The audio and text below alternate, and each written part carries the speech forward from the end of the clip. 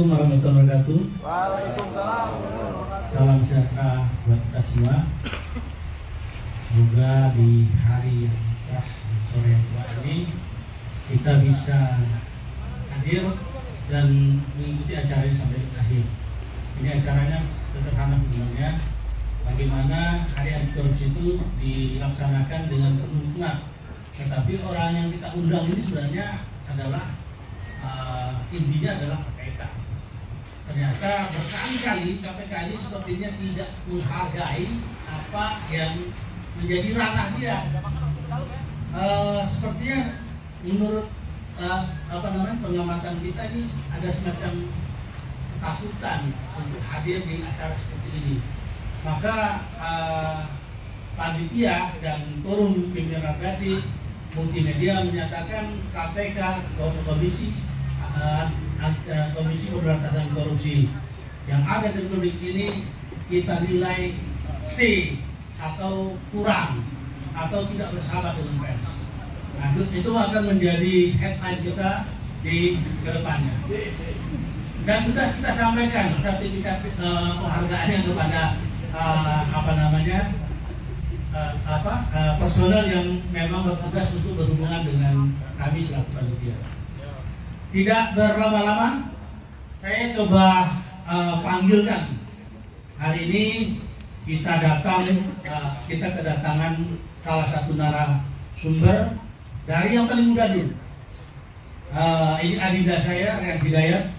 Beliau ini mantan Presiden PMUI, kemudian bergabung menjadi sekjen dari Perkumpulan Gerakan Kebangsaan. Kemudian juga beliau juga mengkoordinir dari 72 kampus seluruh Indonesia, koordinator kampus Indonesia. Dan sekarang ini salah satu yang pernah menjabat sebagai Presiden Youth Center, betul ya? Bahaya itu. Saya panggilkan Dinda Rian Hidayat. Ya, boleh dikasih close. Ini masa depan pemuda ada di beliau kelihatannya. Moga-moga kita tidak salah melihat, karena sederhana, berasal dari daerah yang tidak terlalu terkenal, kemudian dari keluarga yang biasa-biasa saja. Tapi semoga nanti ke depan menjadi orang yang luar biasa. Kemudian yang kedua, masih muda juga, pengamat politik yang waktu itu lahirnya di sini tahun 2017, bernama saudara saya, adinda saya juga, yaitu Adib Miftahul.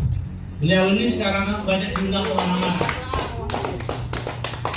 Ya, jadi sekarang punya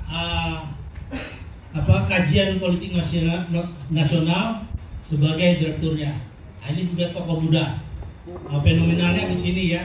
Tapi sekarang banyak diundang kemana-mana di media-media nasional. Kemudian yang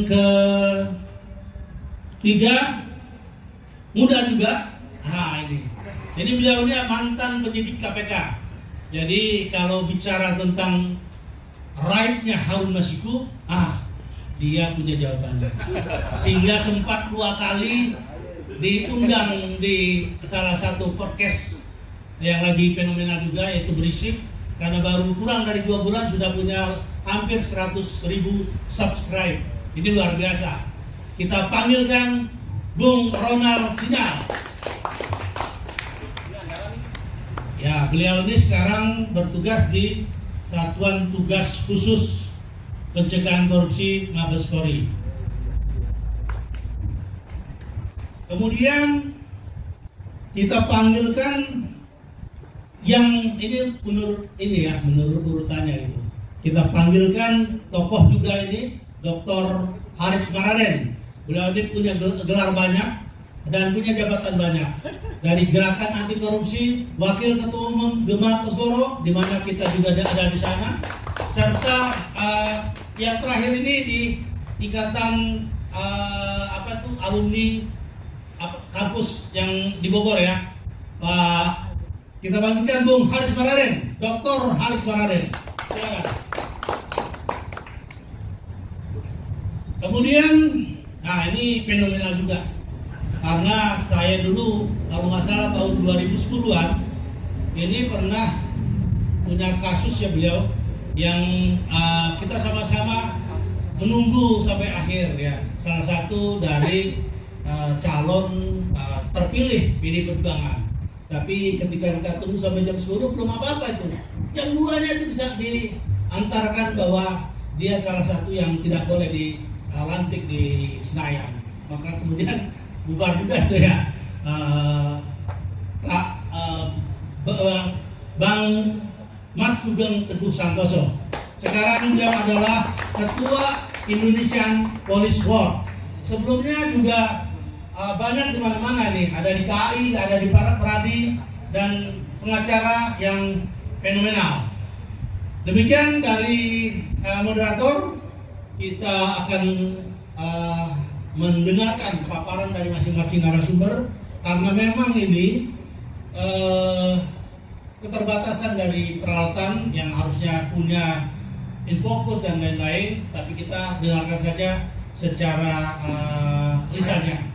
Di sini juga saya ucapkan hadir di sini tokoh LSM dan aktivis Tangerang Raya, ada Bang Saiful Hidayat, ada Bung Isram, ini pengacara muda, ada dari Polres, dari Kasat Reskrim, siap, izin abangku, ada dari Asda 3, ini sahabat saya sejak tahun 2000-an, sekarang menjadi Asda 3 Kota Tangerang Selatan. Ada juga hadir dari 3 wilayah, dari Pemda Tangerang Kota dan Pemkab Tangerang. Dari Tangerang Kota ada yang hadir tadi? Pemkab Tangerang ada ya? Iya, dari Pemkab Tangerang ada 2 orang, dan ada 3. Ya, siap. Kemudian saya juga mengucapkan teman-teman dari aktivis lainnya yang tidak bisa saya sebutkan satu persatu. Kemudian ada teman-teman wartawan. Hari ini selain nanti kita akan memberikan penilaian, memberikan sertifikat kepada dinas-dinas terkait, di mana ada yang nilainya minus, ada yang nilainya plus. Ada juga kita berikan penghargaan terkait dengan eksistensi dari wartawan. Ada 5 yang kita berikan penghargaan terkait keberadaan mereka sebagai pewarta di tahun 2023. Demikian dari saya mulai dari Adinda Rian Hidayat. Terima kasih. Assalamualaikum warahmatullahi wabarakatuh. Udah ini senior semua nih, saya agak kaku nih sebenarnya, karena pasti kalau junior ini ilmunya lebih sedikit, pengalamannya lebih sedikit, dan secara otomatis bicaranya pun harus lebih sedikit. Jadi mohon maaf, mungkin nanti tidak berani kita terlalu banyak bicara di depan senior-senior ini, tapi mungkin barangkali saya akan hanya sekedar beberapa poin saja untuk membuka diskusi pada kesempatan siang hari ini. Terima kasih Bang Edi Rusli yang sudah senantiasa mengundang saya dalam berbagai kesempatan, kan baik itu diskusi secara formal maupun informal, tapi kita lebih banyak informalnya diskusi dengan Bang Edi dan aktivis-aktivis. Tidak hanya di Tangerang sebenarnya, kita juga sering beberapa kali mengadakan kegiatan-kegiatan nasional yang mengundang teman-teman dari 34 provinsi seluruh Indonesia. Kemarin tanggal 28 Oktober peringatan Sumpah Pemuda, kita mengundang seluruh pemuda dari seluruh provinsi yang ada di Indonesia. Kita juga salah satunya bicara soal bagaimana masa depan korupsi. Jadi masa depan korupsi juga kita pikirkan. Jadi karena kita melihat begini. Jadi kita bicara masa depan korupsi, salah satunya waktu itu. Kita melihat memang dari 2 perspektif, struktur dan kultur. Nah, dua-duanya ini terkait dengan masa depan itu saling mendukung korupsi ini. Strukturnya, sistemnya yang bobrok, kulturnya juga demikian, tuntutan daripada kultur, sehingga nyambung. Nah, kalau ini kemudian tidak kita benahi, ini akan menjadi tambah kacau masa depan ini. Korupsi ini akan makin menjadi parameter kehebatan seseorang. Artinya begini, Makin hebat dia melakukan korupsi, makin hebat juga jabatan-jabatannya gitu. Nah, kita lihat banyak sekali gitu loh kan. Ya terus terang di KPK ya, kalau kita kasih nilai begitu kan, tadi saya sepakat, bahkan kalau bisa jangan C bang, C itu cukup. Ini gagal ini, nggak bisa harus ngulang lagi nih dari awal gitu loh bang. Kalau C itu masih dapat nilai bang. C dalam hal ini kurang. Jadi dia kalau dia kan ada A, B, C, D. A itu sangat baik, B-nya baik, C-nya itu kurang. Gimana kalau kita nggak usah kasih nilai aja bang? Karena dia nggak ada sama sekali lulus bang. Ibaratnya itu kalau nggak ngikutin SKS semua. Siap. SKS nggak diikutin, ujian nggak diikutin, semua nggak diikutin. Terus apa yang mau kita nilai? Jadi memang nggak usah kita lulusin KPK ini, kita bubarkan aja lah intinya begitu bang. Jadi mungkin statementnya kita bubarkan aja bang, jangan cuma dikasih nilai C tadi bang. Kalau dari saya sebagai pemuda gitu. Karena kita lihat ini strukturnya, sistemnya ini udah bobrok gitu loh bang. Mohon maaf ini udah agak panas di awal bang ya. Jadi gitu bang. Jadi kemarin pas kita kumpul dengan para pemuda itu kan melihat memang masa depan pemberantasan korupsi itu betul-betul jauh dari harapan kalau melihat upaya-upaya hari ini gitu. Apalagi kita bicara Tangerang Raya lah, kalau kita coba lingkupnya kita kecilkan. Tangerang Raya ini kalau kita bandingkan dengan provinsi-provinsi yang ada di Sumatera, itu anggarannya bisa bilang salah satu yang paling terbesar Tangerang Raya nih, sekitar hampir 20 triliun. Tangerang Kabupaten, Tangerang Kota, Tangerang Selatan. Sedangkan Sumatera Selatan aja itu hanya sekitar berapa? 10 triliun. Bengkulu berapa? 5 triliun APBD-nya. Artinya kalau kita bandingkan ini udah skupnya besar sekali ya bang, Tangerang Raya. Bukan bisa menjadi provinsi sendiri sebenarnya begitu. Nah tapi sistem pengawasannya tadi kan, sistem pemeriksaannya itu juga ya saya lihat kacau sekali. Bahkan kacau sejak perencanaan. Misalkan banyak sekali kasus-kasus yang itu bermasalah di perencanaan. Misalkan pembangunan terpadu pertanian di Ciater ini, di Tandon itu masih ada kasus tanahnya di situ gitu, yang belum selesai. Kasus RSUD di Kabupaten Tangerang, tanahnya itu belum selesai, baru kemarin diresmikan gitu kan. Artinya kita melihat korupsi itu sebenarnya dari perencanaannya. Dari merencanakan saja sudah banyak lubang-lubang, celah-celah untuk bagaimana korupsi gitu. Kadang-kadang kan kita nggak merencanakan untuk korupsi saja banyak korupsi di ujungnya, apalagi memang dari perencanaannya itu sudah tidak benar gitu. Artinya memang kita melihat perencanaan itu mesti gitu loh. Apalagi kalau kita lihat lembaga-lembaga pemeriksa, lembaga-lembaga pengawas keuangan, apalagi penindak, bahkan itu kan penyelidikan dan sebagainya itu, inspektorat. Saya cukup, ya meskipun belum banyak data yang saya punya, tapi dari obrolan dengan senior-senior, ya kan, dari pertemuan-pertemuan informal, kita melihat bahwa ya permainan itu ya dari dalam. Permainan itu ada dari dalam. Misalkan dari inspektorat itu sudah main, ya kan, dari perencanaan itu. Kemudian dari pengawasan itu tidak berjalan dengan baik. Pengawasan itu hanya bersifat dalam tanda kutip awas saja gitu. Awas kalau saya nggak bagian gitu. Bukan betul-betul mengawasi supaya itu berjalan dengan baik, bukan. Tapi awas itu dalam tanda kutip gitu. Bisa nggak kita dapat bagian ya kan ketika kita mengawasi? Kita akan tutup mata deh gitu kalau misalkan kita juga dapat bagian. Dan mental-mental seperti ini kan itu yang membuat korupsi itu menjadi suatu jalan yang nyaman ke depan, jalan yang aman ke depan. Yang penting amankan dulu nih kan, ya kan, struktur-struktur yang mengawasi, struktur-struktur yang memeriksa, bahkan struktur-struktur yang akan menindak nanti ketika ada kasus dan sebagainya itu gitu. Nah kalau ini kemudian tidak dibenahi, kita harus fair saja, kita harus jujur saja, kita tidak ingin menyalahkan satu lembaga, tidak. Tapi kalau KPK tadi karena dia memang tidak hadir, memang kita sangat salahkan gitu loh ketidakhadirannya itu. Kalau dari kepolisian juga, ya tentu kita harus perbaiki sama-sama ya Pak ya, dari kepolisian ini gitu. Tentu banyak problem-problem, masalah-masalah, tapi minimal hadir gitu loh kan, mau berdiskusi dengan kita di sini, ayo kita bedah sama-sama gitu. Nah oleh karenanya penting memang dialog-dialog terbuka semacam ini untuk kita laksanakan terus-menerus, khususnya kami sebagai pemuda, untuk kemudian menjadi insight bagi kami, masukan bagi kami. Tidak hanya kami melihat disuguhkan dari berita-berita atau informasi-informasi yang ada di media-media, oh ini tertangkap, oh ini masalah, ini ada kebocoran dana, tidak. Tapi dari proses-prosesnya itu betul-betul kami juga ikut memahami gitu. Ya kadang-kadang pemuda-pemuda ini hanya jadi bancakan saja gitu. Ketika sudah ada masalah baru dilibatkan gitu. Tapi giliran nggak ada masalah, oh kalian ini adalah masa depan bangsa, kami ini masa depan daerah gitu. Tapi ketika ada masalah, kami disuruh maju ke depan. Kalian harus membenahi. Generasi kami sudah tidak sanggup lagi membenahinya gitu. Nanti kami juga ngomong begitu ketika kami sudah tua nanti kepada generasi yang selanjutnya. Generasi kami sudah bisa diperbaiki lagi. Tolong lanjutkan. Mau sampai kapan? Komitmen untuk bagaimana kita membenahi sistem pencegahan pemberantasan korupsi ini itu betul-betul dimulai dari hari ini gitu. Jangan kemudian para senior-senior, saya mohon maaf dengan penuh rasa hormat, jangan menitipkan sesuatu yang sangat berat kepada generasi kami gitu, pemuda di masa depan gitu.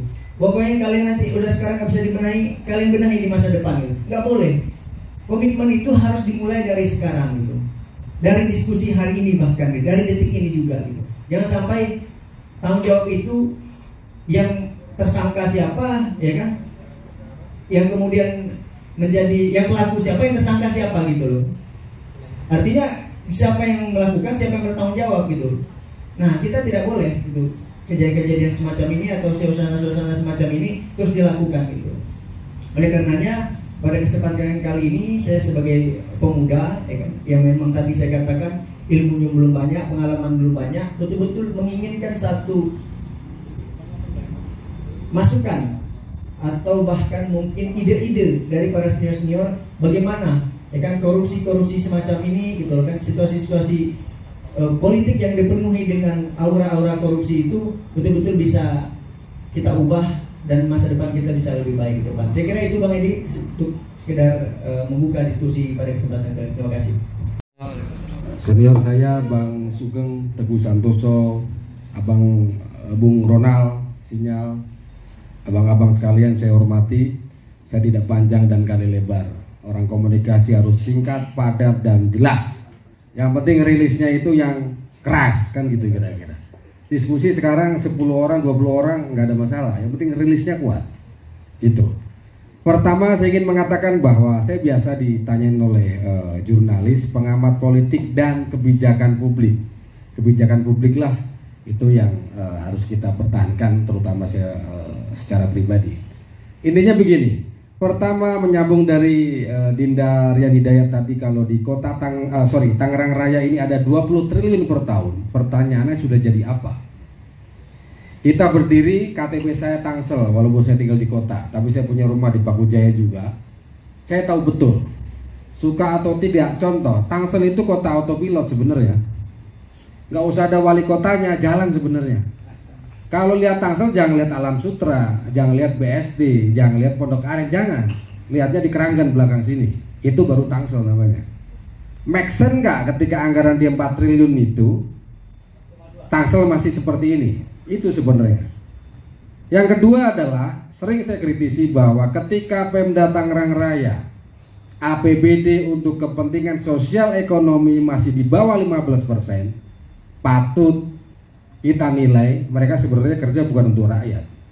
Mereka mendidik rakyat untuk menjadi peminta-minta, itu jelas. Kalau kita lihat Tangsel hari ini nggak jauh bos dari 6% anggaran sosial ekonomi. Terus kita mau tanya, lahirnya kebijakan ini kan karena keputusan politik bos, kan gitu kira-kira, ya kan? Kita makan tempe kenapa harganya 1.000 di Tangsel karena kebijakan politik, kan gitu kira-kira. Kebijakan publik dilahirkan oleh kebijakan politik. Kalau sudah ada perselingkuhan politik, selesai ini barang. Kan gitu kira-kira. Makanya ada Bung Ronald sebagai anggota Satgasus korupsi dari Mabes Polri ya.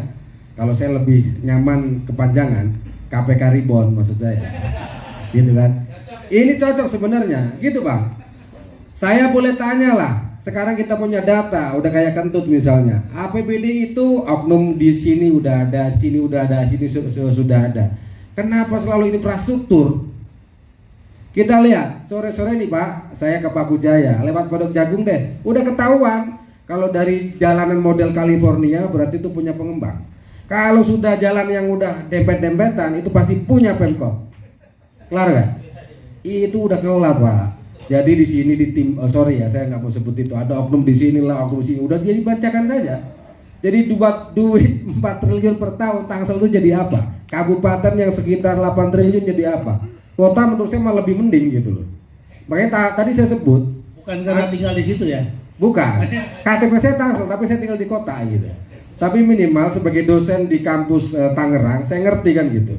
Laporan data empiris jelas. Nah, menurut saya adalah ini yang harus kita sudahi. Rakyat harus menjadi pelopor agen revolusioner. Saya bukan ngompor-ngomporin. Tulis ya apa-apa, keras-keras sekalian gitu loh. Jadi intinya bahwa pemilu Anda sebagai punya hak paling tinggi di negara ini 2024. Kalau memang nggak puas, ya golput nggak apa-apa kali. Ini nanya maksud saya gitu kan. Silakan kan gitu. Ingat loh, Tangsel itu golputnya di angka 30% loh Pak. Bisa dibayangin kalau pemimpin dilahirkan golputnya 50% lebih, jadi apa di negara? Kan gitu kira-kira. Nah, maksud saya inilah, jangan lagi politik sudah susah. Kita pesimis, tapi tidak boleh kita pesimis. Harus semangat. Politik sudah dikuasai oleh oligarki. Oligarki nggak usah gede-gede, ya kan? Tangsel juga contoh dari oligarki sebenarnya, gitu kan? Kita impor orang jauh-jauh dari sini. Clear itu nggak jelas, kan gitu kira-kira. Kalau cuman anggaran selalu infrastruktur, nggak usah. Tukang bangunan kalau ada duitnya juga bisa sebenarnya, bener nggak Pak? Toh bikin selokan juga banjir terus kan gitu kira-kira. Maksud saya adalah kompetensi saya berbicara bahwa kebijakan publik ini harus menemukan data empiris di lapangan. Janganlah mulai-mulai seperti itu terus. Mentang-mentang ya saya lihat mereka sudah dalam tanda kutip merasa aman karena ada oknum-oknum yang membackingi mereka. Anggaran sesuka-suka dia ini pada kan gitu kira-kira. SPJ jangan Bang Edi, itu terlalu kecil, kesian. Bukannya saya permisi soal korupsi yang kecil, tidak. Yang gede-gede aja. Ya bikin jalan 20M, 30M, 70M itu yang kita hajar. Kenapa? Ya untung abang diskusinya di Tangsel. Tangsel cuman 7 kecamatan. Yang diurus nggak jauh dari 4 kecamatan. Ayo kita ukur daerah Tangsel nih. Itu Bung Ronald. Pondokaren udah habis sama Bintaro Jaya misalnya. Serpong habis sama BSD. Yang bikin jalan BSD, walaupun nggak apa-apa lah dia kayak negara dalam negara, biarin aja. Yang penting dia bikin jalan, kita bisa lewat, gitu kan? Serpong Utara habis sama Alam Sutra, gitu kan? Apa yang dikerjakan? Ini contoh. Kabupaten sama. Kalau Anda lihat yang namanya BSD yang masuk area Kabupaten Gading Serpong, kebetulan saya juga punya kakak di situ. Tahu betul saya pola pembangunan seperti apa. Namanya sih boleh desa, tapi udah standar internasional itu Pak. Desa Curug Cangereng, Kecamatan Kelapa II, tapi itu adalah levelnya internasional itu kota. Kita bandingkan dengan di Korelet misalnya, udah kayak apple to apple. Makanya saya bilang bahwa ayolah perencanaan anggaran ini, emang sesekali-kali ini KPK Ribon memang harus OTT juga gitu kan, tangkap tangan, nggak apa-apa gitu loh. Karena yang jadi masalah yang sering didengungkan oleh orang adalah bahwa mereka berani seperti itu sudah merasa aman, gitu Bang Sugeng sebagai pemantik nih. Ngerasa di dalam, mohon maaf, oknum di timbangan sudah ada, oknum di coklat sudah ada, oknum di sini sudah ada, mereka berani seperti itu. Rata-rata dari kota kabupaten 3 ini selalu coba lihat pos anggarannya, pasti soal infrastruktur yang paling gede, ya kan? Kita sering melihat bahwa bikin sekolah SMA itu jalan mobilnya nggak ada, suruh lewat helikopter gitu kan? Itu ada di Tangerang gitu kan kira-kira. Nah, menurut saya tidak akan panjang kali lebar. Intinya adalah semua hal soal kebijakan publik pasti diawali oleh keputusan politik. Itu real. Ayo para warga negara Tangerang Raya, silakan pilih pilihan Anda yang betul-betul memang representasi dari rakyat. Yang kedua adalah bahwa ayo anggaran ini harus dirubah konsepnya. Jangan selalu infrastruktur. Bagaimana sosial, ekonomi, pemberdayaan masyarakat ini menjadi bagian penting. Covid mengajarkan bahwa inilah negara sebenarnya. Dedel duel kalau bahasa orang Jawa, karena tidak berpihak kepada rakyat. Anggaran sosial, ekonomi ini menjadi bagian penting sebenarnya. Orang bisa survive karena didorong soal itu, soal UKM-nya, UMKM-nya dan lain sebagainya. Salah satunya yang bisa menjadi indikator kita bisa maju adalah bagaimana penegakan hukum. Ini penting. Dan banyak masalah yang ada di Tangerang Raya. Tapi saya pikir saya ngomong itu saja karena mungkin Bang Sugeng, Bang Bung Ronald lebih nanti menggigit lagi. Demikian dari saya. Assalamualaikum warahmatullahi wabarakatuh. Sekarang kita ke Bung Ronald Sinyal. Beliau ini dari KPK pernah, sekarang di Satgasus Pencegahan Anti Korupsi Mabes Polri. Saya coba sampaikan sedikit gambarannya di Tangerang Raya, bahwa ini rumah penyidik nih, baik kejaksaan maupun kepolisian itu dibiayai oleh APBD pemerintah setempat. Ini menjadi pertanyaan ini, walaupun memang ya kalau memang tepat guna itu bagus, ya kan. Tapi kalau tidak tepat guna juga kan kita juga menjadi agak ini sebagai warga gitu, menjadi pertanyaan kita. Gitu. Nah, silakan dengan segala hormat kepada Bung Ronald Sinyal. Ya, terima kasih. Assalamualaikum warahmatullahi wabarakatuh. Punya izin Bung Sugeng, Bung Haris, Bung Arif dan Mas Rian ya. Ini paling muda ya, bersemangat sekali alumni BEM pasti selalu seperti itu. Biarpun sekarang alumni UIBM lagi sedikit bermasalah ya isunya. Ya, sebelumnya perkenalkan saya sendiri sebagai Ronald Sinyal, sekarang menjabat sebagai anggota tim Satgasus Pencegahan Tindak Pidana Korupsi Mabes Polri.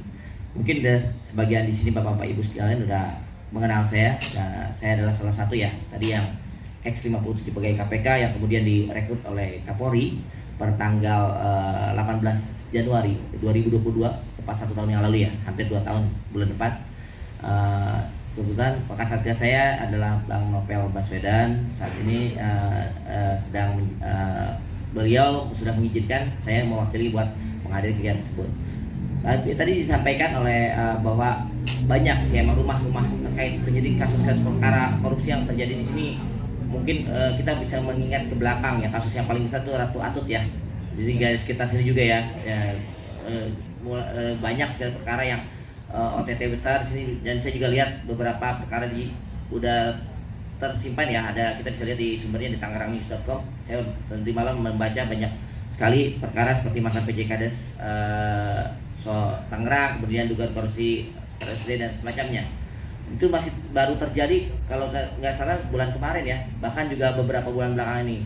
Mungkin banyak sekali hal-hal yang terjadi di Tangerang ini. Cuma kembali lagi, peran saya di sini adalah sebagai Satgasus Pencegahan Korupsi, bukan lagi yang tadi sebelumnya. Kan emang pada saat zaman sebelum saya di sini ada saya sebagai penyidik KPK yang menangani perkara yang sampai saat ini mungkin masih buron ya. Entah sampai kapan buron terus ya. Mungkin kalau akan dilanjutkan perkaranya itu nggak tahu, cuman saat ini mungkin sedang tersendat perkara pencarian hasil tersebut.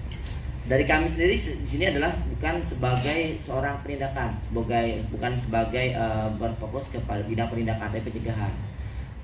Saya sendiri juga kebetulan baru tahun kemarin ikut terjun langsung di Tangerang, kebetulan Tangerang ya, untuk di 5 kecamatan dan juga sekitar 45 desa terkait pemantauan BLTDD di Tangerang. Kemarin kita juga koordinasi tengah tahun kemarin itu dengan Bupati. Kami sudah mengecek berdasarkan data bahwa Tangerang ini merupakan salah satu daerah di Indonesia yang penyerapan anggaran BLT-nya itu paling rendah pada saat itu. Akhirnya kita terjun langsung, kita minta izin ke Kapolri apakah benar penyaluran BLTDD di Tangerang ini, kenapa penyerapannya anggarannya kecil dibandingkan dengan daerah lain. Kita datangin, kita ngambil sampel beberapa ya, yang penyerapan terendah itu Tangerang, penyerapan tertinggi itu ada di Buleleng, Bali. Akhirnya pada saat kami datang ke sini, kita langsung ketemu dengan Bupati, kita ke DMPD ya kalau nggak salah, dinas itu kita koordinasi, kita terjun langsung ke masyarakat terendah, ke beberapa kepala desa di daerah sini. Kita mungkin bisa, kalau ada desa di sekitar Tangerang bisa nanyakan juga, kami sudah seperti sana.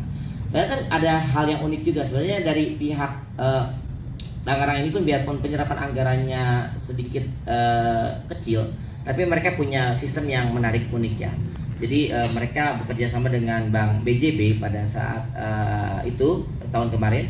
Mereka mencoba agar penyalurannya itu tidak terjadi pemotongan anggaran yang dilakukan oleh kepala desa atau oleh pejabat daerah ya. Jadi itu ada sedikit case, ternyata mereka mencoba melakukan semuanya, kita lakukan pemberian ATM atau mungkin biar tidak melalui pihak lain, pihak tiga. Jadi pada saat penyaluran BLTDD itu si seorang penerima BLT itu datang ke kantor desa menerima ATM-nya, nanti akan mereka mengambil sendiri dan nanti akan mengembalikannya ATM kepada itu.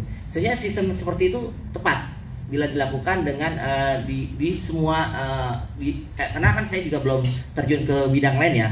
Sebenarnya itu bagus kalau kita melakukan salah satunya dengan menggunakan digitalisasi ya, metodenya dengan ATM atau juga dengan pencatatan secara survei. Di sini juga ada beberapa juga dampak korupsi pada pemerintah daerah. Sebenarnya saya tadi udah bikin paparan ya, cuman karena tidak bisa jadi sedikit saya bacakan aja. Sebenarnya untuk Oke.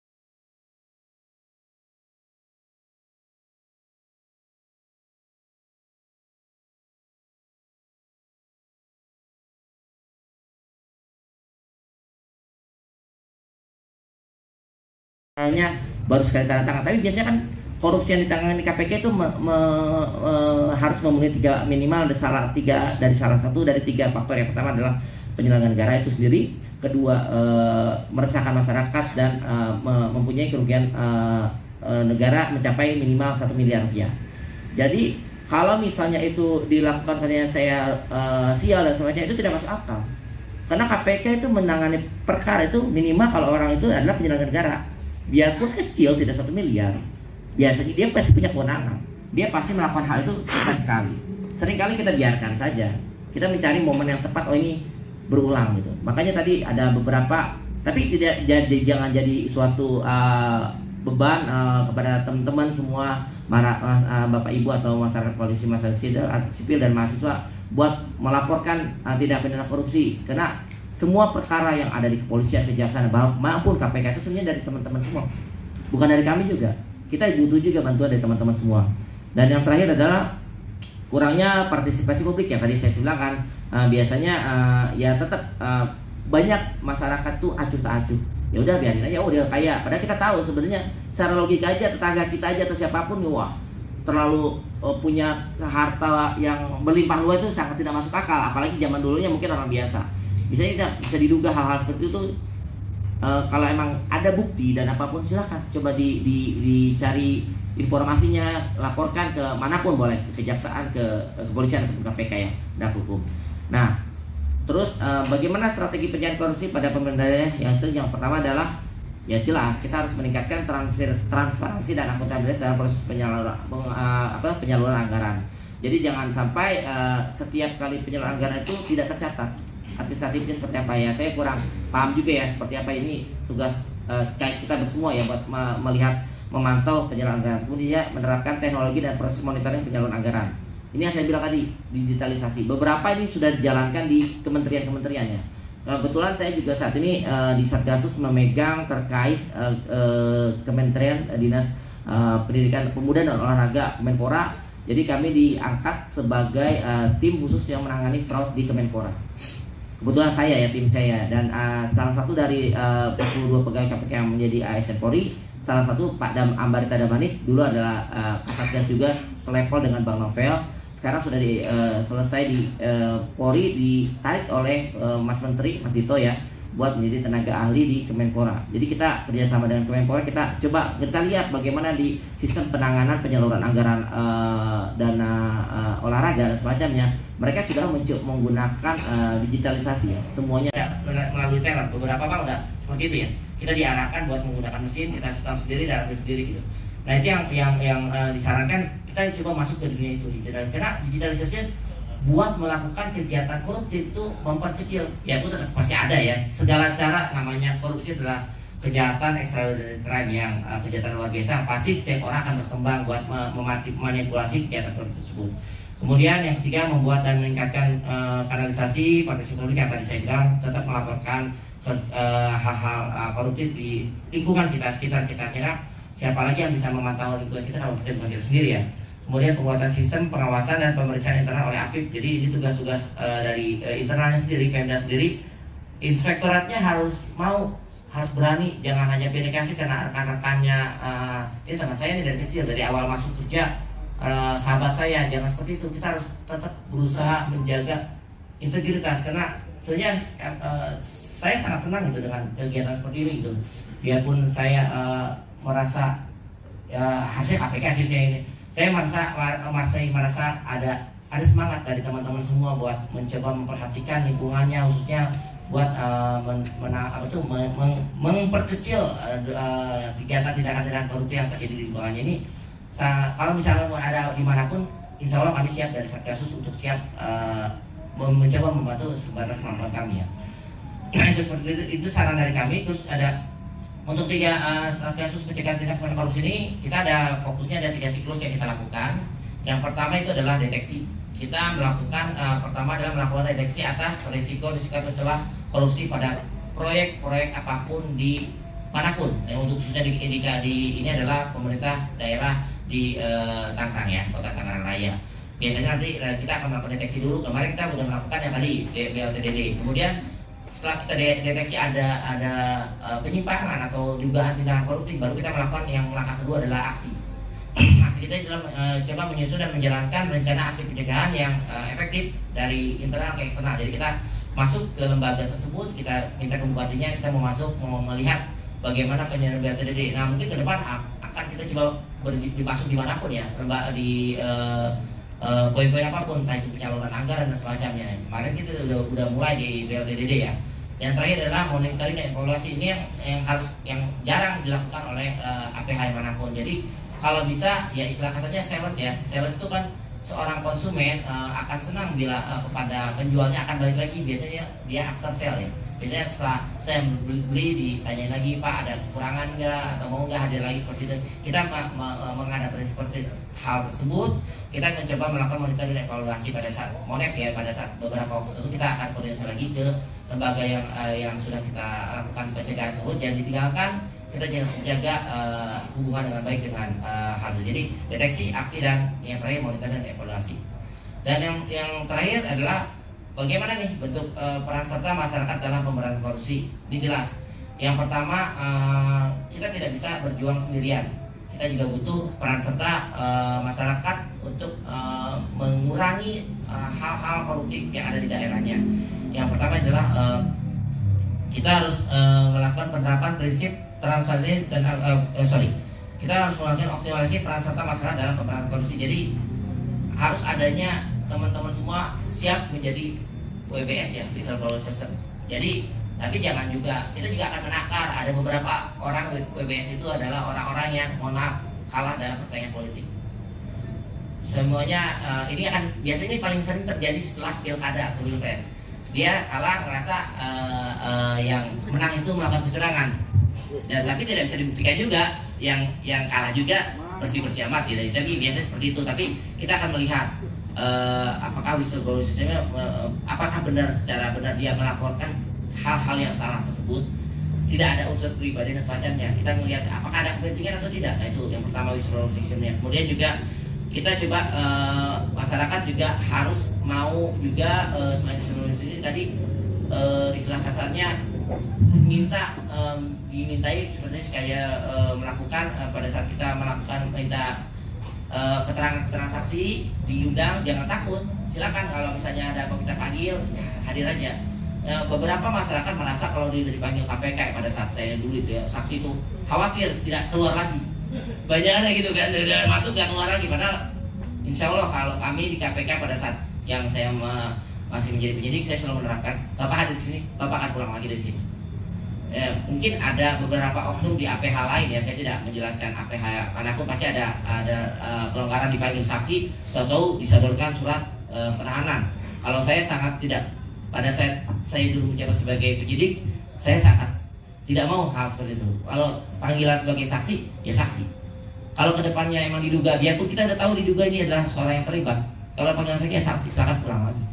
Saya selalu menjamin Bapak datang ke saya akan bikin Bapak pulang lagi.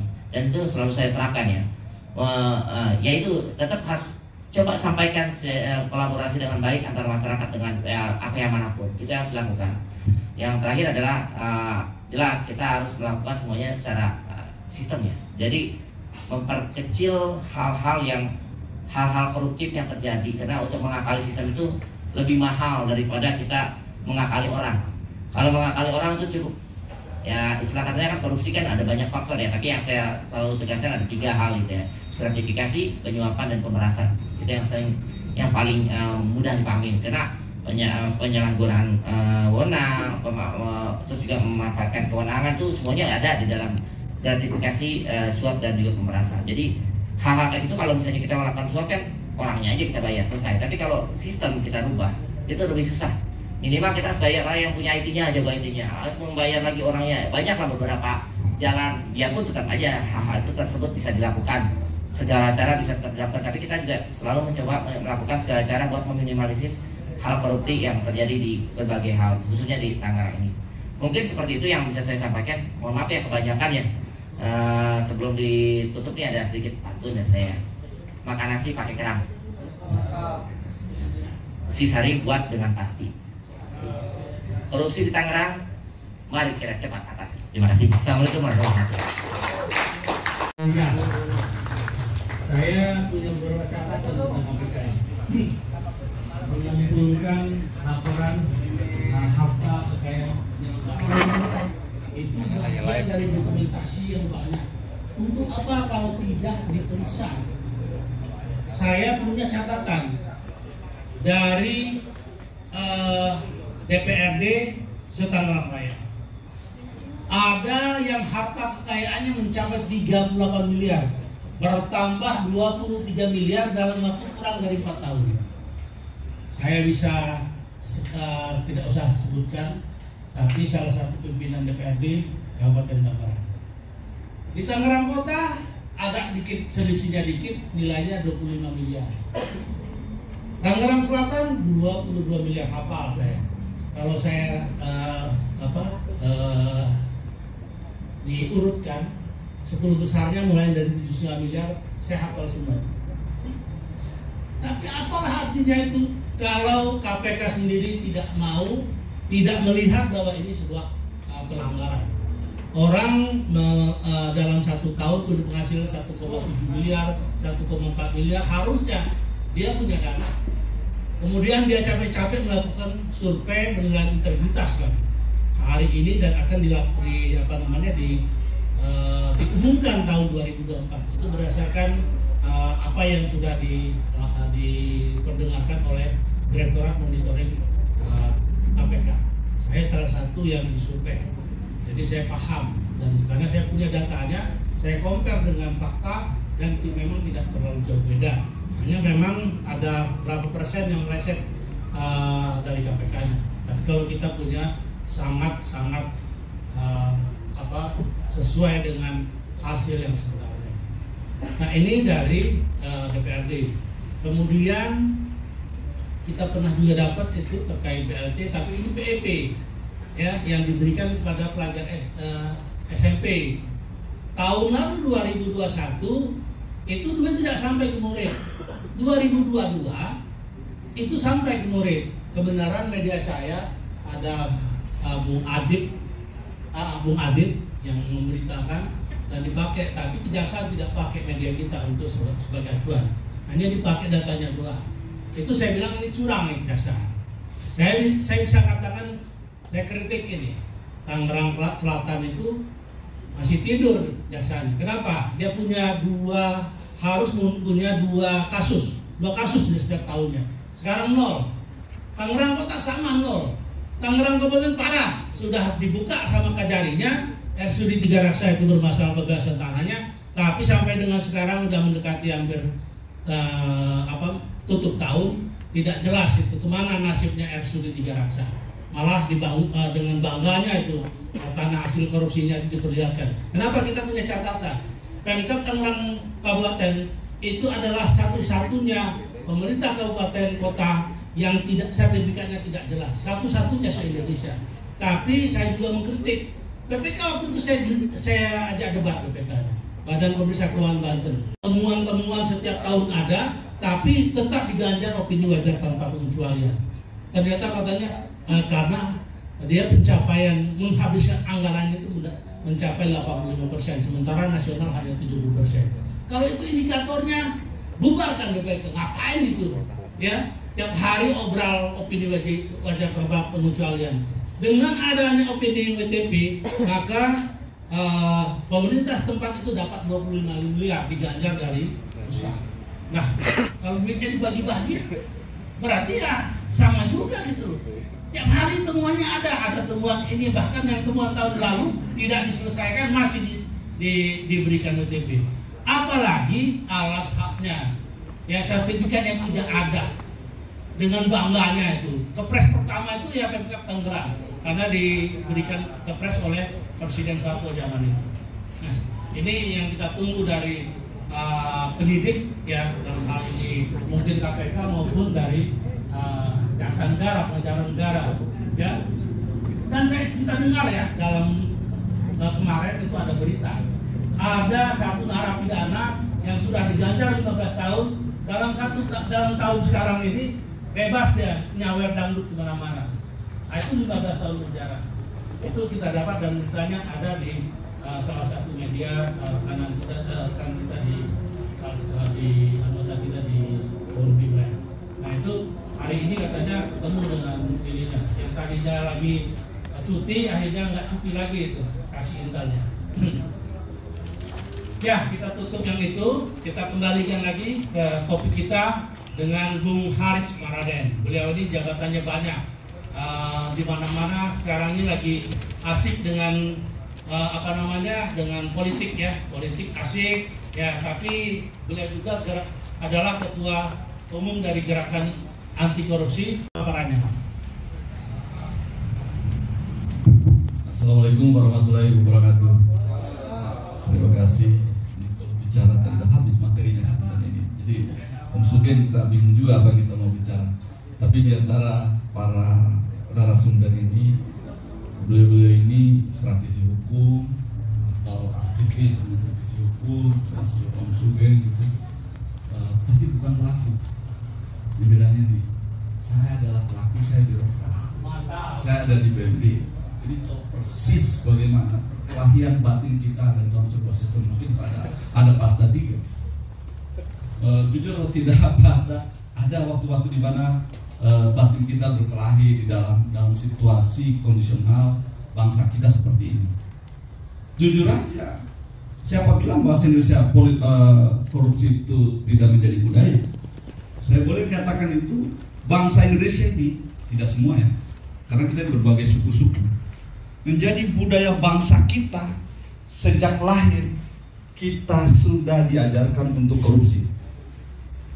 Contoh, Om Sugeng mungkin dulu masih kecil, ayah ibunya mau ke pesta di kampung tuh, pingin makan kue, kan susah makan kue dulu kita ya Bung Edi ya, dari kampung, nggak di Jakarta kita besarnya kan.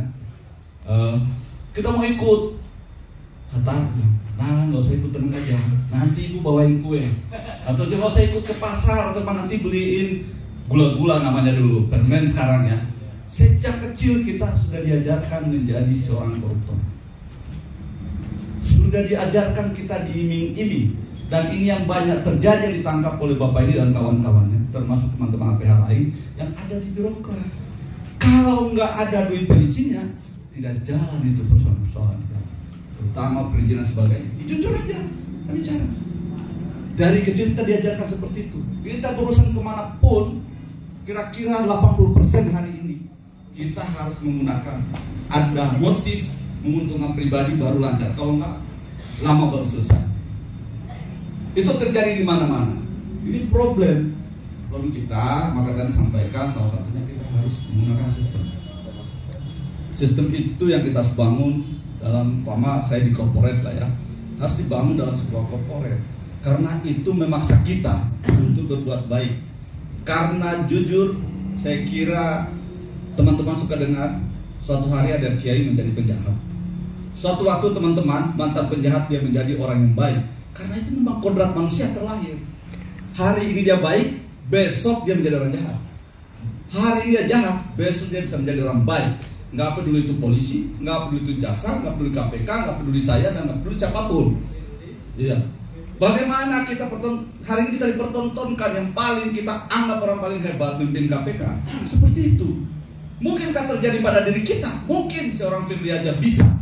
Yang begitu hebat, profesor begitu. Ya jangan dokter kayak Om Haris nih. Bisa. Godaan itu datang setiap saat. Sebagainya. Satpamnya itu udah berkolusi dengan rampoknya, untuk mau Edi rampoknya, maaf Om Edi ya. Bawa truk di sini, dia rampok semua pergi. Lalu nongol si A, dia mau teriak, dia ditodong senjata atau kelewang dan sebagainya. Nggak berani. Yang mampu dia lakukan, dia bilang, saya minta TV 1 dong biar gua nggak teriak. Turun kelas TV 1 itu, biar nggak teriak, tetangga pada nggak ngambil. Lalu TV itu dengan diam-diam dia kembalikan di rumah Om Sugeng. Om Sugeng nggak tahu siapa yang balik TV itu. Pahala nggak buat orang ini? Ini pahala buat dia. Analoginya nih. Beda hanya TV itu diambil, dia bawa pulang ke rumah, itulah dosa. Nah jadi kalau uang korupsi itu kita rampok lalu kita balikan lagi menjadi kegiatan sosial di masyarakat, yakin saya Allah tidak akan menghukum kita. Ke dalam kondisional Indonesia hari ini. Nah, jadi saya kira itu, dan di Inggris juga ada itu Robin Hood namanya. Nah silakan, itu pilihan buat kita. Dan kalau teman-teman tidak yakin jangan lakukan, kalau yakin lakukan, karena kita juga bakal dihisap nantinya. Jadi nggak usah juga saya peduli dong dengan siapa. Bung Haris ini strateginya nggak benar. Gue yang bertanggung jawab sama Allah, kok gue yakin, aku yakin. Yang penting bagaimana tidak dimakan oleh anak istri saya. Nah, jadi aktivis anti korupsi itu kesimpulannya adalah wajib punya keterampilan teknis bekerja profesional. Kalau enggak, dia hidup dari situ. Berarti uang rampokan tadi dimakan dulu. Dari perspektif agama saya tidak dijamin tuh, saya tidak jamin tuh bahwa Allah masukin dia surga tuh. Nah, tapi kalau punya keterampilan lain, punya profesi lain, maka yang dimakan hasilnya adalah dari profesi itu. Nah, yang itu balikin ke rakyat, lo sumbangin ke posyandu gitu. Nggak usah ngomong-ngomong bawa TV tadi, bawa di kembali dia diam aja. Bisa juga ngomong, saya kembalikan Pak RT dihubungin, oh ini dari 10. Mungkin orang nanya, Om Haris ini kok hidupnya ikat perut, tapi kok bisa hidup aja? Ya karena kita punya keterampilan lain. Kalau nggak bisa nyopet, rampok, kata Bung Edi kan. Jadi kita harus bisa, aktif itu harus bisa ngajar, agar supaya juga terlatih berpikir objektif. Terlatih juga harus bisa jadi konsultan, harus juga kerja proyek. Yang proyek itu dikerjain para kontraktor yang di sana juga maling 50%. Kita yang kerjain dengan benar. Saya 2 periode menjadi wakil sekjen DPP Askumindo. Jadi saya tahu persis permainan di kontraktor itu. Nah, tergantung kita mau jadi kayak mereka atau kita mau menjadi diri kita. Itu tantangan buat kita, karena jalan surga itu adalah 1/7 dari rambut yang dibelah. Itu pilihan hidup kita masing-masing. Apa yang kita ngomong di sini itu yang terungkap. Aslinya adalah apa perbuatan kita di belakang. Ini secara substansial ya. Walaupun teman-teman PH melihat adalah fakta-fakta bukti di dunia. Tapi kalau kembali kepada soal integritas adalah pada soal diri kita, niat kita. Nah, cara melihat seorang aktivis hebat, dia mampu 3 hari 2 hari tidak makan, dia mampu ikat perut. Tapi kalau dia hidupnya glamor, tidak mampu ikat perut, saya mungkin dia jadi aktivis bisa diancam koruptor itu. Harus begitu. Nah, keluarga kita sudah didik. Anak saya semua kuliahnya di UT. Saya bilangin, bapakmu ini nggak punya duit banyak, kalian kuliah di UT aja. Kelas 2 SMA sudah kerja, mereka cari duit. Karena saya tahu banyak penguasa tidak suka dengan saya. Kira-kira gitu Om Sugeng. Ya apa-apa, kita lakukan itu. Tapi kan pada akhirnya sarjana juga, dan anak saya juga bisa bersaing dengan lulusan universitas hebat, masuk ke BUMN tanpa bapaknya ngomong kemana-mana kan gitu. Itu faktanya. Nah, jadi ini teman-teman aktivis jangan pernah berhenti. Cara kita punya cara masing-masing, tapi ingat pada akhirnya kita mati, yang kita bawa hanya kain kafan. Jadi ingat soal integritas. Nggak usah dengerin Om Edi ngomong kayak gini, cara Bang Haris nggak benar. Emang dia yang bertanggung jawab? Tidak, kita sendiri. Kalau kita masuk neraka karena kita tidak akan menyesal. Memang perbuatan gue. Tapi saya masuk neraka gara-gara Bung Edi disuruh ke situ, saya akan nyesal. Setan gara-gara Bung Edi gue masuk neraka. Jadi gitu kira-kira. Ini soal prinsip dalam hidup ya. Termasuk bagaimana kita menjaga integritas itu. Terus tapi di waktu-waktu tertentu kita juga harus punya strategi. Ada kapan menyerah dan kapan kita harus diam dan kapan kita harus mengoper bola kepada yang lain. Ini soal keterampilan lapangan aja. Jadi itu yang saya perlu sampaikan ke teman-teman. Nah, soal Tangerang Selatan ini saya melihat ada gini Bung Jadi. Saya tidak tahu nih detailnya. Coba dilihat. Tangerang ini kan perumahannya sangat banyak. Ini teman-teman APH juga harus jeli nih. Coba dicek tuh fasos-fasum tuh. Ya, pemakaman itu kita pernah ya, kita gerak kayak gitu-gitulah dulu ya.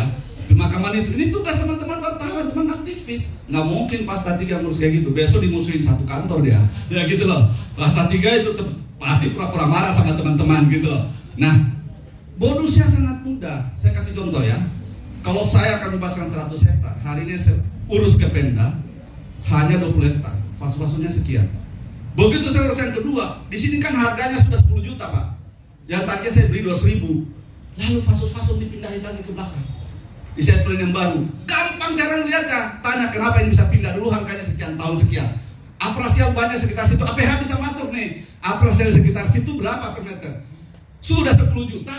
Sekarang kenapa dipindah? Di situ dijadikan mall, tadi kan apa? Lalu dia jadi di tempat baru, tempat jin buang anak, yang harganya 50.000. Ini modus salah satu. Ini saya ajarin teman-teman nih, biar bisa berteman dengan teman-teman di perumahan di sini ya, perumahan pemukiman. bisa berteman, strateginya tergantung teman-teman. Hari ini berteman, besok oper data ke ini ya, besok ke Polres, oper data itu strategi aja. Negara ini begini kok modelnya. Kita baru sampai sini, belum pada sampai yang dicita-citakan para pendiri bangsa kita. Itu butuh proses. Ya nggak apa-apa, itu teman-teman punya strategi masing-masing. Itu informasi saya dapat tuh soal fase-fase. Dicek tuh seperti apa. Kemudian teman-teman, saya ini mantan Sekjen DPP Asosiasi Kontraktor Umum Indonesia, yang dulu dibanting semua asosiasi kontraktor nggak boleh ada kecuali di satu tempat, kecuali Sumindo. Saya bilang saya mau punya sendiri. Alhamdulillah hanya Sumindo yang boleh punya. Nah, saya wasekjennya, saya tahu persis teman-teman asosiasi itu gampang dibuat PH sebenarnya. Saya juga pusing kalau ada PH tidak punya mendapatkan target 2 atau 3 sekarang kalau nggak salah apa ini targetnya naik nih. Nah, benar ya Pak Polisi ya, 3 kalau nggak salah. Jangan 3 kalau saya jadi 100 bisa itu. Sayangnya saya masyarakat sipil Pak Edi gitu kan, sangat mudah, ambil aja tuh proyek semua, analisis dari awal. Ini ya, jangan bilang, oh ini nggak ada laporan, ini nggak ada barang bukti. Ya kan, polisi ada intelnya, jaksa ada intelnya. Analisis dong, minta datanya. Mana saja yang penawarannya di bawah 3%. Dicek itu, alamat kantornya benar nggak? Di-upload di komputer siapa itu, jangan-jangan 1 laptop. Banyak kasusistik seperti itu, benar nggak Pak PH ya? Gampang, jadi kalau nggak dapat kasus itu nggak, yakin saya, pertanyaan buat saya itu nggak masuk akal tuh. Kalau mereka juga sedang menikmati itu gimana kira-kira? Pak Edi kan Jakarta ini dekat Pak. Saya dari Indonesia Timur aja naik kapal 7 hari 7 malam bisa dapatkan lapor Pak. Walaupun mereka nggak tahu jalan ke Mabes Polri, ke Kejaksaan Agung, nanya itu dari Tanjung Priok Pak.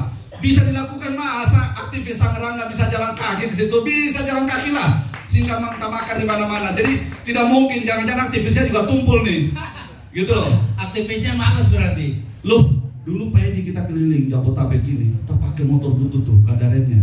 Kita lakukan itu Pak. Dulu saya kebetulan sekarang Sekjen PPMI, dulu serikat pekerja saya sama Bung Egi, lama lah saya ikut beliau. Kita cari data itu keliling Pak, 2 minggu baru pulang. Mungkin dari Polres Tangerang Selatan, pernah OTT, tapi kemudian masih dilantik jadi pejabat. Nah, 2018 namanya Markus Hari. Ini apakah betul itu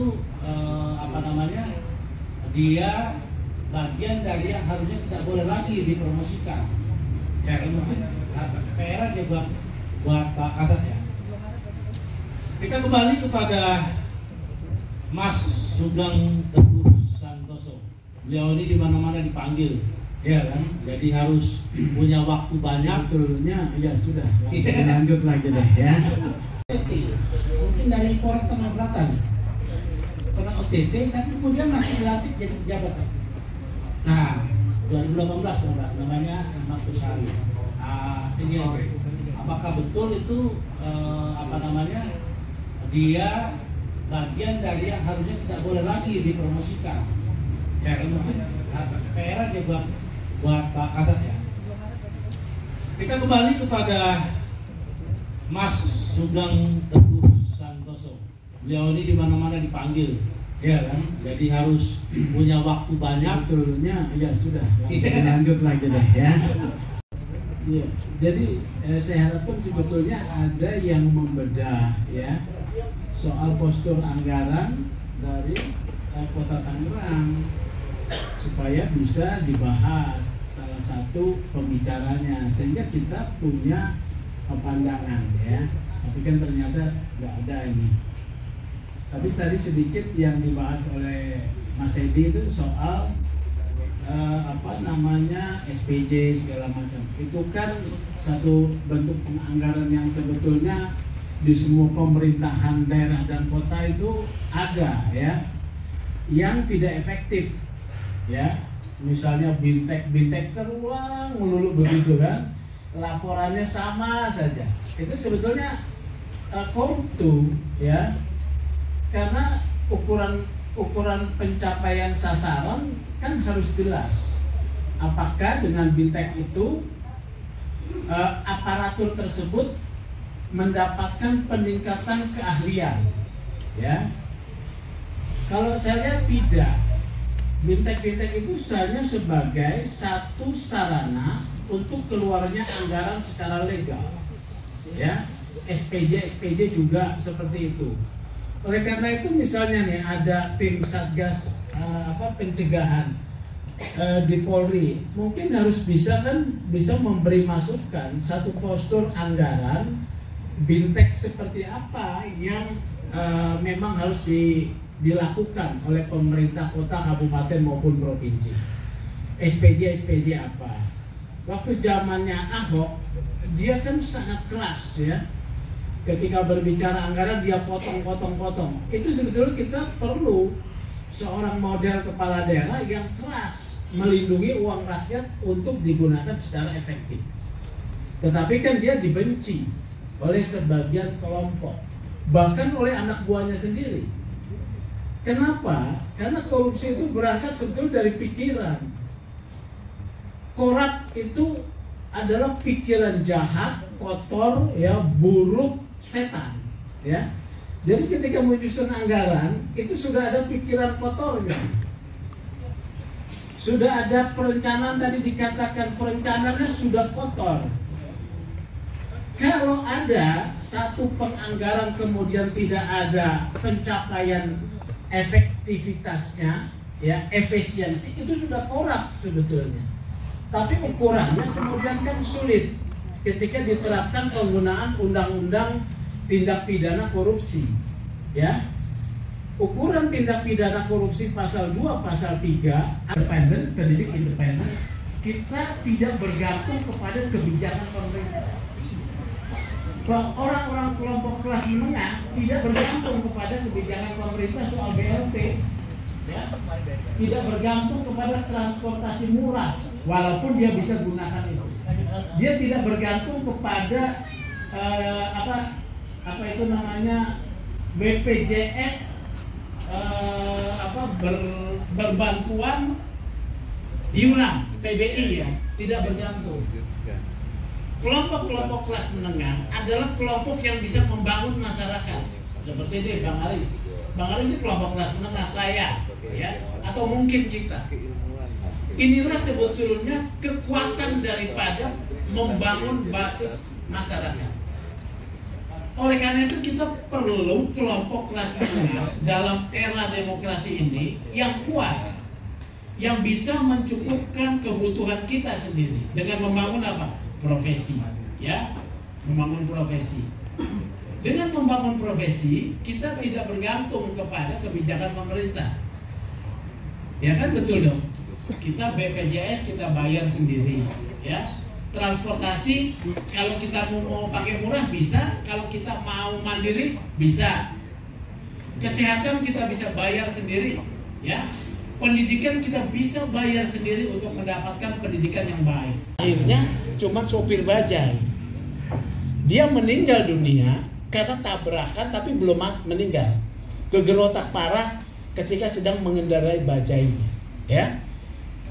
Tetapi karena pendidikan yang diberikan, kita bisa bangkit daripada keterpurukan, membangun independensi ekonomi, ya, membangun independensi pikiran, sehingga kita bisa berkontribusi. Saya bisa berkontribusi. Oleh karena perlu dibangun nih. Dengan kelompok civil society yang kuat, kita bisa mengontrol aparat penegak hukum, ya, dengan civil society yang kuat. Ini akan membangun satu sistem demokrasi yang sehat. Tapi kalau civil society-nya lemah, ya, apa ada yang korup, kita tidak bisa kemudian membentuk. Kita ini negara hukum. Harapan kita kepada pemimpin politik kita adalah pemimpin yang punya perspektif hukum, hak asasi manusia, dan demokrasi. Ini belum pernah ada dalam sejarah kita bernegara, ya. Kesejahteraan bisa dibentuk dengan 3 perspektif ini. Kalau perspektifnya adalah investasi, maka sudah dipastikan korupsi terjadi, ya, keberpihakan terjadi, ya. Ini salah satu contoh. ketika Presiden menyatakan bahwa Polri harus mendukung investasi, apa yang terjadi? Kasus Wadas terjadi, ya. Waduk bener itu Wadas terjadi. Orang-orang yang sedang mempertahankan miliknya ditangkap polisi. Kasus Rempang terjadi, ya, Rempang terjadi. Saya turun di Wadas. Saya kemudian juga diminta oleh kelompok masyarakat adat di Waduk Mbai di sana di NTT, Nagekeo, yang penerbangan aja satu hari cuma satu kali, ya, ke mana itu, bukan ke Nagekeo-nya, ke Bajawa dulu, ya. Itu di atas gunung sana ada juga. Karena polisi diminta untuk melancarkan investasi. Itu PSN lah, ya. Bagaimana investasi swasta? Seru yang terjadi, ya. Ini karena apa? Kita perlu kelompok civil society yang kuat. Civil society yang kuat harus bisa mencukupi kebutuhannya sendiri. Kalau civil society-nya kemudian mengambil dari tugas sampingannya, kalau civil society itu begini loh, ya, dia punya profesi yang bisa mencukupi kebutuhannya sendiri. Jadi dalam tahun memperingati korupsi, ya, dia membantu masyarakat, tidak mengambil keuntungan darinya masyarakat itu. Kita belum, karena kita juga tidak dibangun oleh pemimpin politik yang punya tiga hal ini: hukum, perspektif hukum, hak asasi, dan demokrasi. Ini adalah lingkaran setan, saudara-saudara. Kalau kita punya pemimpin yang juga begini lagi, kita lingkaran setan, bicara anti korupsi melulu. Ya, ini adalah pergumulan saya. Kalau tadi juga Pak Sinyal, ya, laporan ke IPW dan Kompolnas, mohon maaf nih ada Pak Polisi, ya, keluhan masyarakat 80% soal fungsi penegakan hukum oleh Polri. Saya berharap Satgas Anti Korupsi bisa memberikan konsep-konsep untuk Pak Kapolri bagaimana mengatasi ini. Ya, saya 32 tahun berpraktik sebagai advokat, ya. Saya tahu tekukan-tekukan perkara. Kemarin saya baru gelar perkara di Mabes Polri. Begitu gelar perkara terjadi, saya sudah tahu ini pesanan siapa. Tapi kan kita, ya, masa seorang sudah 70 tahun dibantai oleh peserta gelar untuk memojokkan dia? Gimana coba? Saya baru diberi kuasa 1 hari sebelumnya. Saya terkaget-kaget.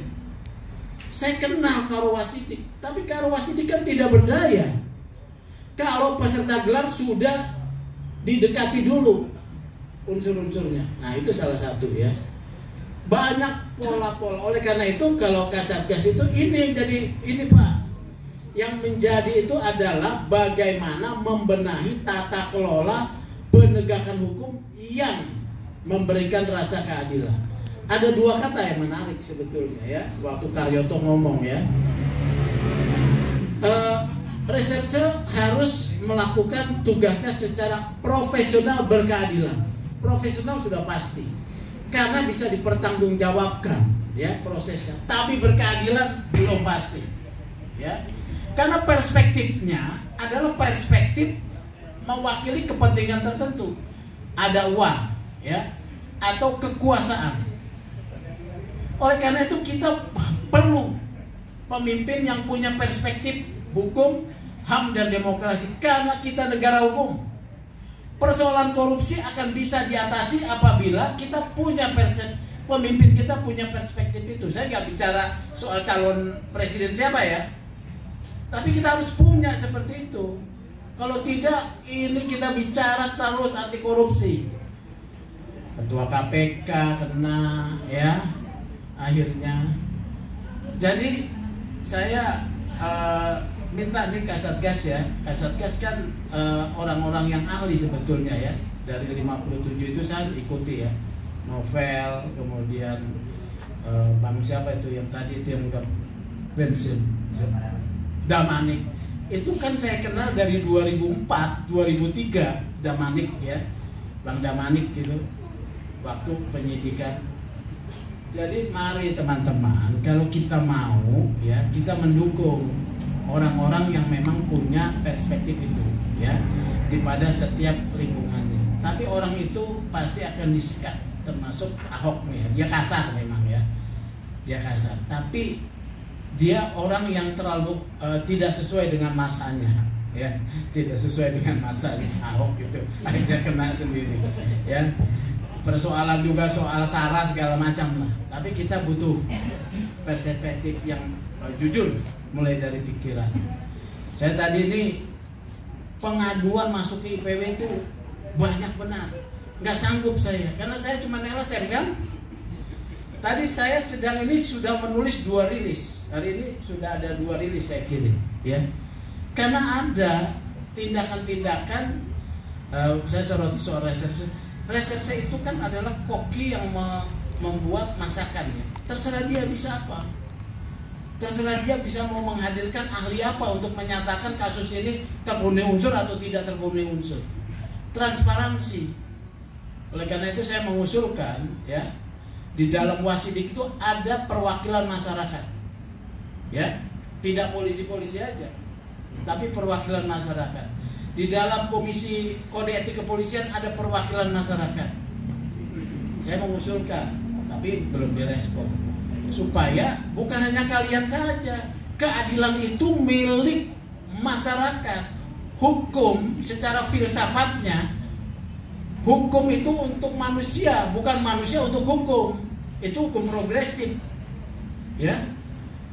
Jadi memperingati anti korupsi ini yang bisa dilakukan kelompok masyarakat adalah membangun civil society yang kuat. Kita tidak bisa berharap sama pemerintah ya untuk ini menjadi baik apabila kita tidak membangun sendiri gitu. Terima kasih. Yang lain karena mencoba membawa kita ke suasana yang berbeda.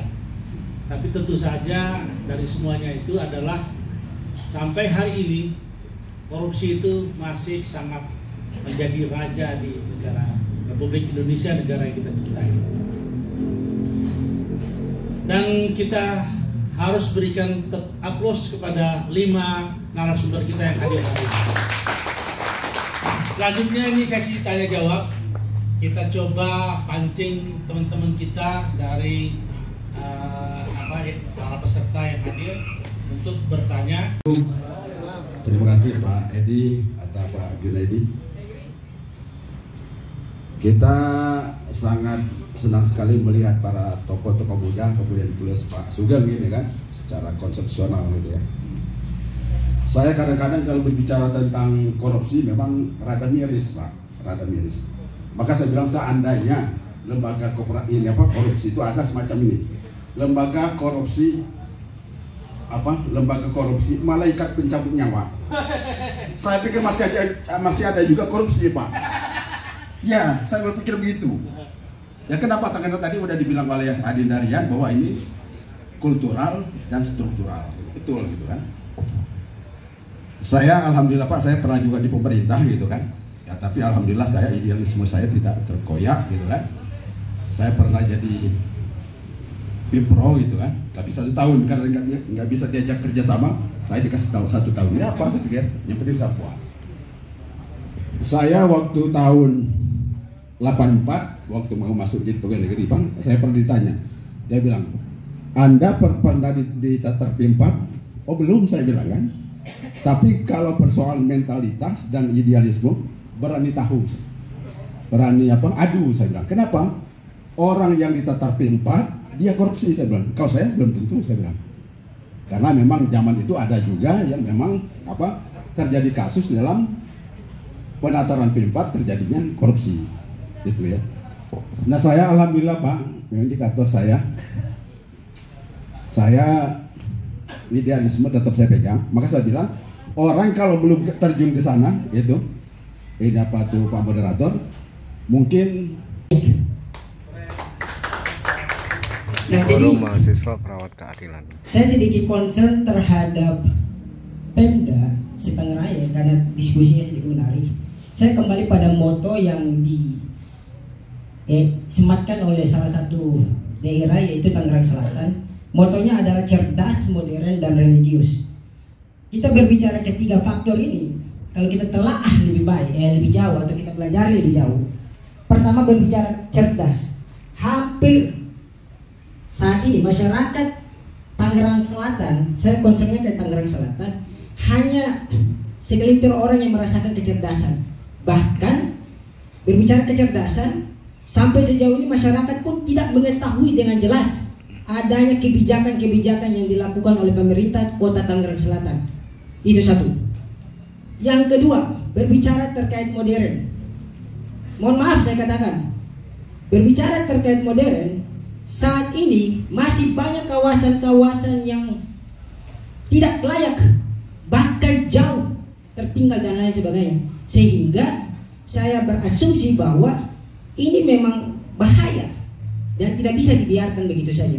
Nah, yang terakhir, ini yang perlu ditekankan karena ini berbicara terkait dengan konsep agama, religius. Nah, sejauh ini Pemkot Tangerang Selatan tidak pernah melakukan adanya penertiban prostitusi. Dan prostitusi sejauh ini masih marak terjadi. Dan meritokrasi. Karena kalau kita berbicara meritokrasi, saya sepakat dengan Bapak yang ujung ini, kita harus memilih pemimpin yang mempunyai kemampuan dengan prestasi yang kuat, bukan aristokrasi yang terjadi di beberapa daerah. Itu mengedepankan aristokrasi. Piagam penghargaan. Nah, saya minta supaya dipertegas itu, karena saya pun sudah mencegah, tapi boro-boro saya mendapatkan penghargaan, bahkan karir saya dihabisi, iya kan? Saya minta di situ supaya dipertegas yang mencegah itu lalu mendapatkan piagam penghargaan. Nah, yang kedua mengenai jika sudah berhasil mengungkap kasus korupsi, iya kan? Si pelapor itu dari awalnya dia menyampaikan dugaan korupsi, tapi berhasil mengungkap. Buktinya apa? Dia berhasil bahwa laporan dia itu sudah didukung fakta dari instansi yang berwenang melakukan audit investigasi bahwa ada kerugian keuangan negara. Jadi tidak hanya suatu omongan dugaan lagi, karena sudah fakta dan kerugian keuangan negara itu ada dan sudah dikembalikan ke negara. Sebetulnya ini yang paling pokok. Kalau sudah kembali kerugian keuangan negara itu sudah sangat bagus, ya kan? Mengenai pidananya, tunggulah itu nanti pengadilan yang memutuskan. Tapi bagi kita pelaku anti korupsi sesungguhnya kepada kawan-kawan ini, berbahagialah kalau sudah sanggup mengungkap ada kerugian keuangan negara yang dipastikan hasil audit investigasi oleh instansi yang berwenang. Mengenai itu sampai inkrah di pengadilan, saya sudah menulis di buku saya bahwa sampai sekarang kasus yang saya adukan, kami adukan sudah hampir 10 tahun. Tadinya sementara di KPK melalui Dumas ditolak, ya betul, minimal 2 alat bukti atau bahkan 3, ya nggak bisa. Akhirnya ada saudara di Bareskrim Polri menyampaikan, Bang, kalau mentok di KPK bawa ke Bareskrim, tapi ajak temanmu minimal 2 orang. Alhamdulillah memang terbukti ada kerugian keuangan negara dan didukung ICW, tapi dilimpahkan ke Polda Metro Jaya. Ini sudah hampir 10 tahun dan pakai 1, 2, 3 itu dihentikan padahal ada kerugian keuangan negara. Paket 45 ada kerugian keuangan negara dan sudah naik ke penyidikan Maret 2020. Hingga sekarang tidak jelas tindak lanjutnya. Bahkan Boyamin dari Maki, koordinator Maki, bersimpati turut membantu kami, membantu saya untuk mengajukan pra-peradilan pidana di Pengadilan Negeri Jakarta Selatan. Kalah pula kami ditolak, ya sudah ketawa aja kan, ketawa aja. Lalu itu tadi 3 hak uji material, puncaknya perjuangan kepada kawan-kawan ini sebagai pegiat anti korupsi, jangan berhenti. Saya sudah membuat hashtag Presiden tidak anti korupsi. Kalau ICW membuat hashtag demokrasi di korupsi. Tetapi saya tidak mau membuat hashtag bahwa Presiden pro korupsi. Itu nggak boleh, bahaya itu. Nah, terakhir langkahnya adalah saya didukung oleh teman-teman dan saya berharap Pak Junedi dengan hormat kepada Mas Sugeng nih, Bapak, Mas, tolong dibantu akan mengajukan permohonan perdata ganti rugi material di Pengadilan Jakarta Pusat rencana di bulan Januari 2024 karena punya legal standing dan punya kerugian material secara konstitusional. Persyaratan untuk menjadi pemohon hak uji material di Mahkamah Agung pun sangat ketat. Tadinya saya buatkan pemohon kedua dengan nama Boyamin Saiman sebagai koordinator Maki, ditolak. Kenapa? Karena menurut pegawai Panmuntun, Mas Boyamin itu tidak punya kerugian material. Sehingga percuma kalau ada nama beliau. Dengan demikian saya pemohon tunggal, nggak boleh yang lain. Begitulah ketentuannya. Namun untuk perdata ini tentu bisa ada pemohon 1, 2 dan seterusnya. Kemudian termohonnya tentu adalah kepala instansi kantor kami, yaitu kepala Badan Pengawas Tenaga Nuklir, kepala Bapeten. Termohon kedua ikut termohon Presiden. Yang ketiga Menteri Sekretaris Negara karena kaitan dengan birokrasi. Keempat Menteri Pan-RB. Yang kelima Kepala BKN. Nah, inilah yang sesungguhnya puncak perjuangan dari seorang aparatur sipil negara yang adalah pegawai negeri sipil negara. Itu amanat. Apa yang saya kerjakan itu amanat. Bukan saya tergiur mengenai preminya, bukan. Tapi minimal ada piagam penghargaan itu. Dengan demikian jika itu saya peroleh, maka nama baik saya bukan sebagai provokator, tapi pelapor yang sah. Karena saya dipaksa pensiun, dianggapnya provokator tadi atau destroyer. Dan ya, itu ditulis di situ. Tapi kalau ini dapat piagam penghargaan, tentu akan lebih baik, akan berubah. Nah, inilah pemerintah ini, Pak Sugeng, Pak Junedi dan Bapak Ibu semuanya. Kita di akhir tahun ini kita coba lihat ada banyak anugerah penghargaan kan.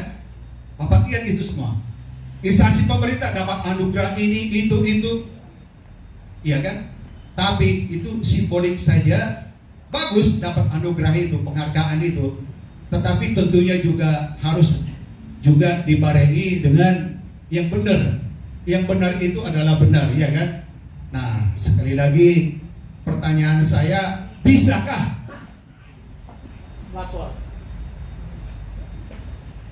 Forum Pimpinan Redaksi Multimedia Indonesia mendukung perjuangan pelapor korupsi ini? Dan juga maukah, ini saya bertanya dengan maukah kepada IPW? Karena ada masuk di sini, tentunya juga kepada beliau, Bang Haris, Bang Dr. Haris, dan Bang Ronald ini, ya kan? Tolonglah, kalau dengan Bang Nobel juga sudah berbincang dan kawan-kawan, ICW bantu saya juga, ya. Jadi kalau masuk di buku ketiga itu sudah ada. Saya buatkan juga di situ. Juga ada Pak Mahfud. Demikian, terima kasih banyak. Salam hormat buat kita semuanya. Terima kasih. Kasus yang privat menyangkut personal ya. Bukan kasus publik. Gitu ya. Tapi bisa diberikan bantuan hukum oleh LBH. Kalau IPW tidak bisa memberikan bantuan hukum perdata, walaupun kami punya tim advokat, ya, Bapak nanti saya akan bantu melalui LBH saya, ya LBH saya ada LBH. Nanti kita bicara itu ya, LBH Keadilan Bogor, gitu ya. Jadi, tapi kasus Pak Togap ini kasus privat sebetulnya. Tapi Pak Togap ini menjadi menarik karena memperjuangkan tak pernah nyerah ya tidak pernah menyerah, bagus lah. Itu jadi ditangani oleh ini. Jadi yang kedua, teman-teman para aktivis, semua masalah yang aspeknya hukum itu akhirnya membutuhkan analisis hukum, dan ini ada pada keahlian advokat. Oleh karena itu, teman-teman harus merekrut di dalam tim Anda advokat yang mau menyediakan waktunya melakukan riset hukum, ya, riset hukum. Sekarang ini banyak advokat, sehingga supaya perjuangannya itu menjadi efektif.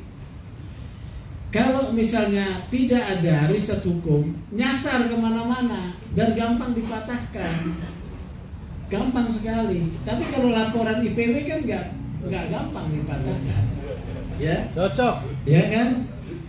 Laporan IPW nggak gampang dipatahkan. Yang lebih penting itu LBH Keadilan Bogor tadi. Iya, kita ada bantuan hukumnya ya.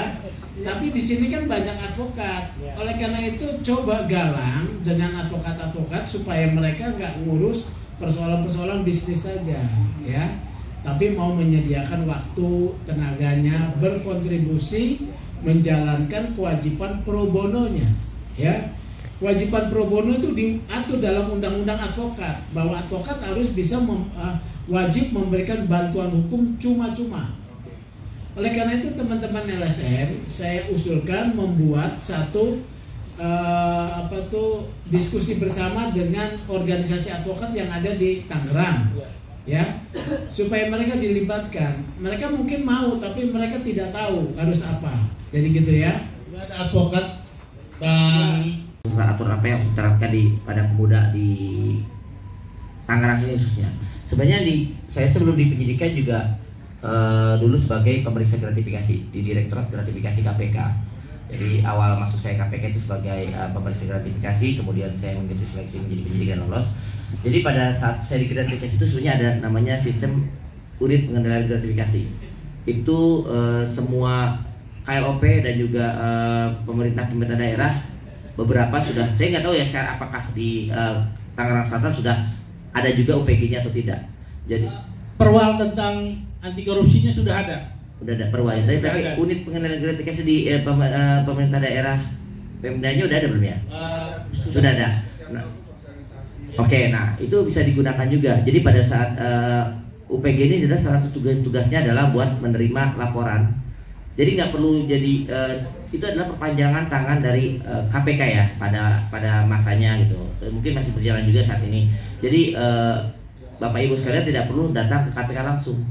Nanti di sana juga bisa disaring, khususnya buat orang internalnya. Jadi banyak kan internal di lembaga yang terkait kan takut ya buat melaporkan kegiatan korupsi yang terjadi di lembaganya, KLOP-nya. Makanya kita bekerja sama dengan KLOP. Biasanya yang memegang hal itu adalah inspektorat ya. Jadi mereka punya harus diyakinkan dipilih orang-orang inspektornya, orang-orang yang diyakinin mempunyai integritas yang terbaik di pemerintahannya. Mungkin perlu ditambahkan ya, karena dari hasil analisa dari pimpinan redaksi Multimedia Indonesia, inspektorat di Tangerang Selatan, Kabupaten dan Tangerang Kota adalah makhluk yang termasuk langka karena susah ditemui oleh media. Jadi kita nilai minus ini untuk ini. Jadi kita berikan penghargaan tapi dengan nilai minus juga seperti kami kita dapat nilai. Nanti ada piagamnya kita kasihkan nanti. Jadi tiga OPD tersebut dari masing-masing wilayah inspektorat dalam hal ini nilainya minus. Kenapa? Makhluk langka diambil dari PNS yang ada lingkungan Pemda, kemudian dia juga bagian dari tanda kutip sebagai mungkin dugaannya korupsi juga, kemudian masuk ke sana Tugasnya hanya melindungi OPD atau yang sudah dia pernah lakukan sebelumnya. Nah, makanya dia sulit untuk diajak diskusi. Nah, itu. Dan harusnya laporan ini ke BPK. BPK juga sama, ya BPK juga obral WTP lah. Yang dua kaki lah ya. Makanya dua institusi itu yang kalau memang perlu dibubarkan ada dua menurut saya. Badan Pemeriksa Keuangan Daerah, kemudian KPK. KPK di Banten ada pencegahannya, tapi tidak jalan.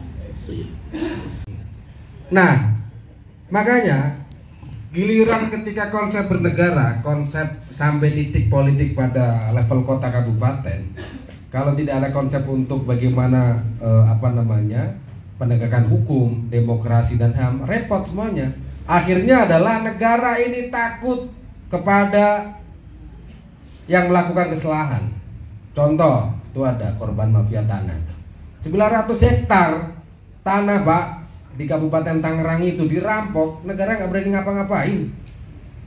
Faktanya jelas, sudah kemana-mana tuh. Itu jelas. Buktinya apa? Data dari negara, BPN. Akhirnya apa misalnya? Itu ada Pak Heri namanya. Jadi dia tanahnya pernah diserobot, dikembalikan lagi, berarti kan sudah terjadi. Itu kira-kira mudah. Negara ini sampai hari ini nggak berani berbuat. Makanya saya bilang Jokowi nggak ada apa-apanya sama oknum mafia tanah itu. Kalah sakti Pak, serius. Orang saya komen sekali di Detik aja dipanggil Barreskrim, lain harinya surat sampai kampus. Itu telah terjadi. Akhirnya ketika konsep bernegara kita tidak supremasi hukum, tidak demokrasi, tidak berpandangan pada HAM, negara ini dikuasai oleh oligarki dari level tertinggi sampai yang terendah. Saya kalau punya duit 200 miliar, nyalon bupati wali kota independen saya Pak, buang nggak apa-apa 50 M kalau bicara 200 M Bang, kan gitu. Ongkos politik itu aja lah gampang. Itu kira-kira. Nah, negara ini takut kepada pihak yang bersalah, nggak ada berani-beraninya. Serius, itu jelas. Itu saya mengutip kata-kata almarhum guru bangsa kita Gus Dur. Itu benar. Negara ini takut Bang. Yang kedua adalah tadi saya katakan oligarki sudah kemana-mana. Kita contohkan kabupaten, kota yang kental, mohon maaf, Tangsel, mohon maaf ya, suaminya dulu divonis koruptor, tetap aja kepilih. Ini sebenarnya orang Tangsel bego apa pinter kan itu kira-kira, benar nggak? Ini kritik-kritik aja kita kan gitu. Saya juga orang Tangsel gitu kan, tapi saya golput gitu loh. Ini apa yang salah kan gitu, ya kan? Itu yang terpenting sebenarnya. Makanya untuk menjawab itu semua adalah civil society harus kuat. Kita harus jadi buzzer sejati. Kita hukum mereka lewat media sosial. Itu penting Bos. Ente ternak akun, satu mahasiswa 100 akun, hajar mereka habis. Mention lah Satgasus pencegahan anti korupsi. Mention semuanya. Itu yang bisa meluluhkan Bos. Terus gimana? Saat supremasi hukum tidak bisa menghukum mereka, hukuman sosial lah. Begitu. Tapi saya lihat dari ini nggak ada itu masih yang turun soal. Jangan pilih mereka yang misalnya dapat modal dari oligarki. Jangan pilih lagi calon wali kota, bupati segala macam yang memang koruptor atau siapa segala macam. Kan gitu kira-kira. Salah satu jawabannya itu Bos. Civil society harus kuat. Kita punya tugas berbeda. Jelek-jelek gini saya dosen kan, tapi saya juga advokasi kepada warga gitu. Kita didik mahasiswa, mahasiswa ayo gerak. Civil society harus kuat. Tadi kata Bang Sugeng, levelnya kelas menengah. Kita punya berpikir. Jangan sampai bahwa kita yang berpancasila sebenarnya kapitalis, Pak. Ya enggak? Kita malah ngiri duit mereka banyak. Tetapi praktek mereka adalah lebih daripada kapitalis. Gitu. Kadang-kadang saya malah bangga jadi negara komunis kadang-kadang. Iya. Serius kan gitu kira-kira. Kita yang Pancasilais sebenarnya malah udah kapitalis sejati coba. Mereka yang punya produk satu udah menguasai semuanya, mau properti, mau tambang, mau ini. Coba kita bicara sekarang, dikit lagi lah saya jawab. Konsesi tol yang lingkar luar Jakarta Utara sama BSD, ruas tol BSD Pagedangan yang sampai Balaraja, pemegang konsesinya siapa? Sinarmas Land. Bisa dipastikan kalau Anda punya duit banyak, beli propertinya Sinarmas Land, untungnya tambah banyak karena akses tol gampang mudah. Contohnya BSD berhasil. Luas tol yang Teluk Naga, Racil sampai Balaraja, pengunci cincinnya yang megang adalah Salim Group, Agung Sedayu Group. Siapa lagi? Yang punya saham kita emang Pak. Siapa yang punya saham? Belum tentu lahannya juga beres gitu kira-kira. Inilah negara kita. Makanya saya katakan bahwa negara ini sudah dikuasai oleh para oligarki sebenarnya, dari level tinggi sampai paling rendah, gitu loh. Makanya muaranya begitu. Pemilu ini harus menjadi salah satu punishment kita. Pilih dari yang betul-betul menjaga bagaimana demokrasi itu betul-betul berjalan, supremasi hukum, HAM-nya juga baik. Saya pikir hanya itu, Pak. Menjawab level kota kabupaten yang paling atas begitu, Bos. Terima kasih dari saya. Assalamualaikum warahmatullahi wabarakatuh. Kita ke Bung Ronald. Ya, terima kasih. Tadi mohon Pak, Mas siapa? Mas Iqbal. Saya cuma langsung aja ya pada saat yang menceritakan bagaimana pada saat revisi Undang-Undang KPK.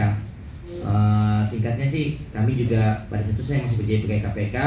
Kita juga sudah melakukan beberapa macam penolakan, jadi kayak penutupan logo KPK dengan kain putih, kain hitam, waktu itu bikin rantai manusia dan semacamnya. Karena kita udah tahu, udah kebayang sebenarnya proses sampai saat ini menjadi KPK seperti sekarang itu adalah suatu alur yang direncanakan jauh-jauh hari. Karena kan kita tahu pada saat zaman dulu di KPK itu pihak luar menyerang dari luar susah. Jadi paling gampang adalah masuk dari dalam, merusak dari dalam. Yang itu dilakukan sekarang. Pertama prosesnya adalah merubah undang-undangnya dulu, kemudian mengeluarkan pegawai KPK yang menurut saat ini ada yang berintegritas, ya silakan itu dikembalikan kepada masyarakat yang bahwa itu. Yang ketiga adalah memasukkan pimpinan yang senang, yang bermasalah. Dan itu terbukti kan tadi malam akhirnya pimpinan secara kurang gentle, maksudnya sih mengundurkan diri. Dan ada proyek selanjutnya mungkin ya menghancurkan KPK, itu udah hampir terlihat seperti sekarang. Tapi itu adalah kami pun tidak pernah diam, tapi kan semua itu sudah terjadi dan apa yang harus kita lakukan sekarang adalah tidak boleh menyesal yang lalu dan terus maju ke depan. Dan salah satu yang saya lakukan dan teman-teman Satgas memilih menjadi ASN Polri adalah bukan hanya semata bukan sebagai mencari pekerjaan ya, bukan itu juga. Emang perjuangan juga zaman penjajahan itu juga butuh pejuang juga butuh logistik. Ya butuh logistik adalah kebutuhan primer terpenuhi. Tapi bukan hanya itu juga. Percuma kita ngomong sehebat apapun kalau di warung kopi. Percuma kita ngomong apa di warung kopi, itu tidak akan menjadi apa-apa. Yang bisa kita lakukan adalah bila kita masuk di dalam suatu lingkaran kekuasaan atau lingkaran pemerintahan, ya ini yang kita lakukan. Sekarang menjadi masuk di PNS Polri, itu adalah Mabes Polri kan salah satu lingkaran dari pemerintahan ya, langsung. Itu jawabannya. Kemudian yang tadi pihak-pihak terkaitnya itu siapa sih Bang? Boleh dibuka sedikit aja. Aduh. Kalau itu nanti aja di balik layar ya, karena direkam nggak mungkin. Oke, mungkin seperti itu rangkaiannya. Kemudian yang tadi Bu Tuti, sebetulnya saya juga sangat setuju ya dengan kata Bu Tuti. Itu yang kami terapkan juga. Sebenarnya tidak ada toleransi dalam kegiatan korupsi apapun itu yaitu pendapat pribadi saya juga. Jadi kalau apapun nggak boleh kita tolerir. Karena saya juga beberapa setelah saya masuk ke PNS ternyata ada beberapa hal yang harusnya ini nggak bisa Pak, kita bawa, saya beda dengan Bapak yang gajinya mungkin besar dan semacamnya, kami kecil, kami membutuhkan pemasukan lain ya. Hal-hal itu sebenarnya bukan toleransi, yang harus dirubah adalah bukan tolerir hal itu, tapi merubah aturannya.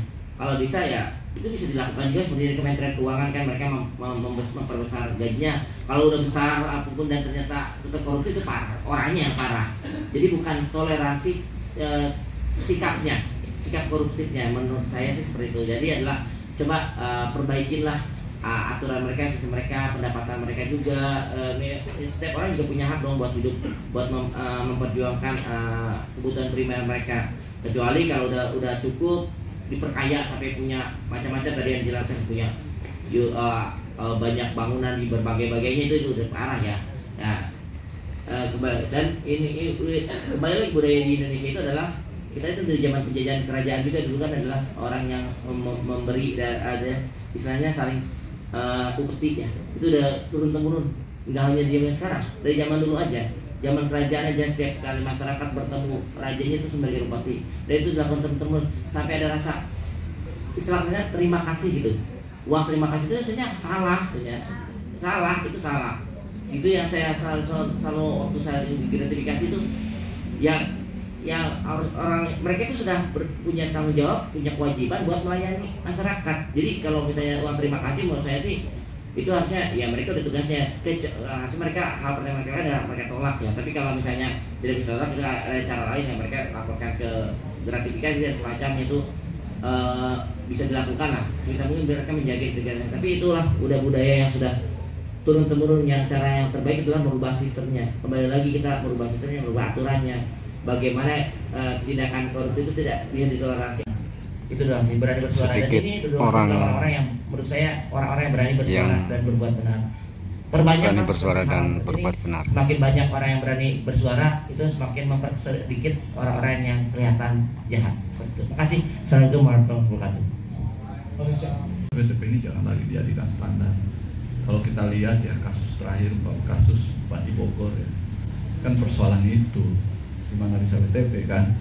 Nah, biasanya WTP ini dipakai kalau WTP agar supaya aparat tidak terlalu banyak masuk ke dalam. Salah satunya, oh ini clear lock kita ini kan gitu kan.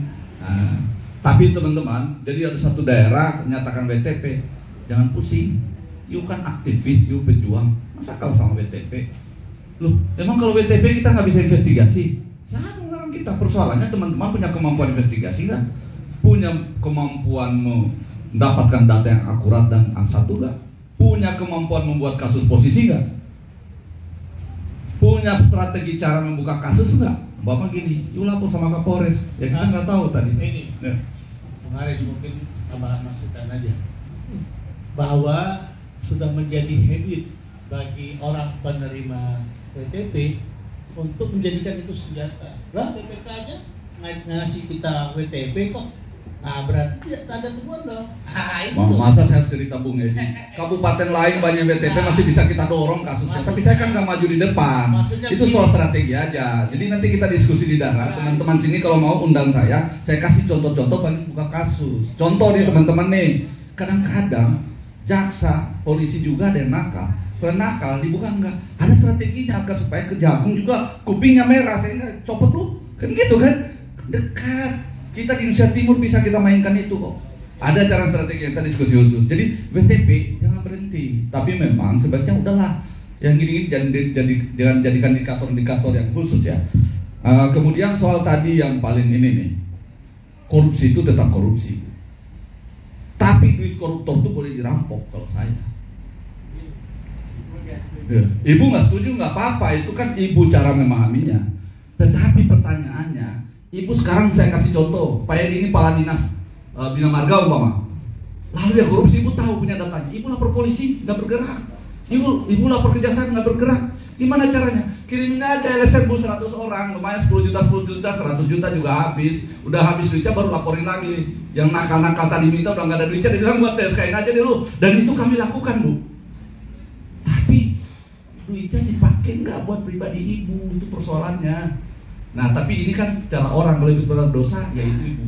Kami juga punya cara seperti itu karena gini, saya memahami konsepsi dalam Islam babi itu haram. Tapi kalau saya perang udah nggak ada makan, saya boleh makan. Nah saya sudah putus asa, saya minta polisi nggak dibuka, minta nggak dibuka, cara lain lah. Terakhir cara doakan saja agar supaya dicabut kekuasaannya orang korupsi itu. Gitu loh Bu. Tapi banyaklah cara yang bisa kita lakukan. Jangan Bang, hak prerogatif Tuhan kalau nyawa itu. Tapi cabut kekuasaan itu kita boleh minta pada Allah Subhanahu Wa Taala. Saya kira itu Bu ya. Ya banyak kumpulannya, ya kan? Di daerah tertentu yang nggak di Tangerang nih Pak Edi ya, di daerah tertentu. Dia Pak Edi nyetor kasih 10 juta pertemanan, dia bilang, kecil gua ada 30 miliar nih gua kumpulin nih dinas ini. Tapi kalau Taufik Burhani udah kering loh dia Pak Edi. Nah nanti ada P lagi Dinda gitu. Ini aktivis cerdas lah. Aktivis itu harus punya profesi. Kalau nggak aktivis itu akan menjadi seperti orang menunjukkan mata air, tahu mata air, tapi datang pakai tangannya. Dia kenal bupati, kenal pasda dia, kenal yang lain, dia antar pengusaha, mereka berusaha dapat proyek Pemda, lalu dia ditinggal hanya sekali doang, ditraktir di warteg atau ditraktir di mana ya, habis selesai. Tapi lu jadilah kontraktor, tapi kontraktor yang benar. Lu jadilah konsultan yang benar. Tapi jangan teriak-teriak aja, ente gak bisa kerja, ini percuma buat saya. Dan mata saya ya, teman-teman juga punya alasan. Makanya penting mempelajari berapa ilmu teknis agar supaya setidaknya dari 300 paket, satu paket kita dapat, kita kerja benar. Seper 300 proyek hari itu jadi benar. Ini dikerjain orang-orang yang tidak benar gitu cara berpikirnya. Nah persoalannya begitu lo kerja, lo bagian dari itu enggak? Nah itu menurut saya Pak Edi ya, soal tadi Ibu ya, saya lanjut lagi soal Tangerang rasa mules Bapak. Ya sudah Pak, Bapak cari oralit. Nah oralitnya dalam bentuk lain. Saya kira sama dengan pertanyaan nomor 2 tadi soal aspirasi yang agak sulit berkomunikasi ke dalam. Kadang-kadang kita LSM ini ketemu pejabatnya takut, dia lihat kita langsung hindar. Karena cara berkomunikasi kita itu terlalu frontal. Jadi kita harus punya cara juga Pak. Kadang-kadang kalau diajak ngobrol ya, kadang-kadang kita lihat mereka ini jahat gitu. Begitu kita datang, ternyata mereka punya alasan tertentu. Cari solusi Pak. Karena ada kepentingan pembangunan. Bapak-bapak semuanya yang pada hari ini, saya perkenalkan dulu. Saya Ida Diansa, kebetulan menjabat sebagai Anit Krimsus di Satgas Lim. Kami memohon maaf dari pimpinan menyampaikan permohonan maaf dari Pak Kapolres maupun dari Pak Kasat Reskrim. Kebetulan dari Pak Kasat Reskrim sudah hadir sebenarnya, namun begitu ada kejadian langsung cek TKP di saya mewakili. Pada intinya adalah terkait dengan pemberantasan korupsi. Kami dari pihak Polres Tangerang Selatan membuka pintu, membuka kesempatan kepada dari ASN, dari aktivis maupun peran serta masyarakat. Yuk, mari kita sama-sama dukung pemberantasan korupsi, terutama di wilayah hukum Polres Tangerang Selatan. Jadi apapun itu kami mendukung ya berdasarkan protokol pemerintah nomor 4 2018 kami mendukung itu. Sebelum saya jadi Panit Krimsus, saya sebelumnya adalah di Tipikor Polda Metro Pak, yang kemarin di sini kita bilang kami geser ke sini ya. Jadi mari kita sama-sama mendukung. Kebetulan juga saya sudah coba membuka akses pintu-pintu yang kebetulan saya juga mohon dukungannya karena saya kebetulan baru juga di sini seminggu. Itu nanti kalau ada hal apapun yang ingin dilaporkan, silakan untuk menghubungi saya atau mendatangi langsung ke saya. Selanjutnya, terutama itu harus dilengkapi dengan dokumen yang otentik. Itu sangat penting saya butuhkan, terutama bukti-bukti. Dan satu hal lagi Pak, bukan bagian dari pelaku. Itu aja. Mungkin sekian, terima kasih.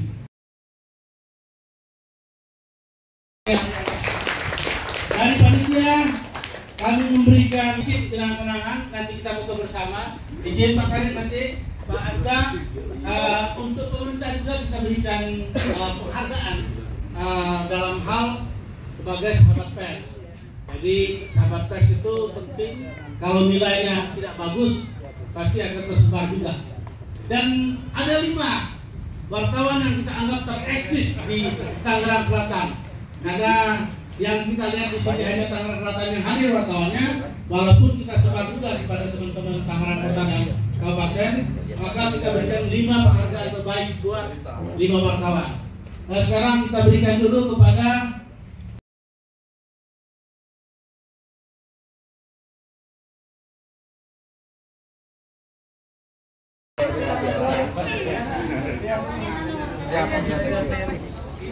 izin ya. Boleh kita. Ini wartawan tereksis Tangerang Selatan. Di mana-mana ada. Selamat juga. Kemudian yang kedua Radi Iswan dari Bidik Tangsel. Aktivis dari Bisnis Metro. Gantian Tangsel-oke.com. Dari Tangsel-oke.com. Dan yang terakhir dari Hambali. Okezone.com. Mana orangnya? Akan kita berikan. Amin. Tapi syaratnya nulisnya rutin. Kepada tadi yang mendapatkan sertifikat, boleh difoto bersama dulu. Ini Hambali. Ya. Siapa yang video? Ini berita bisa sampai 30 satu hari. Untuk bersama dulu. Ya, salam literasi.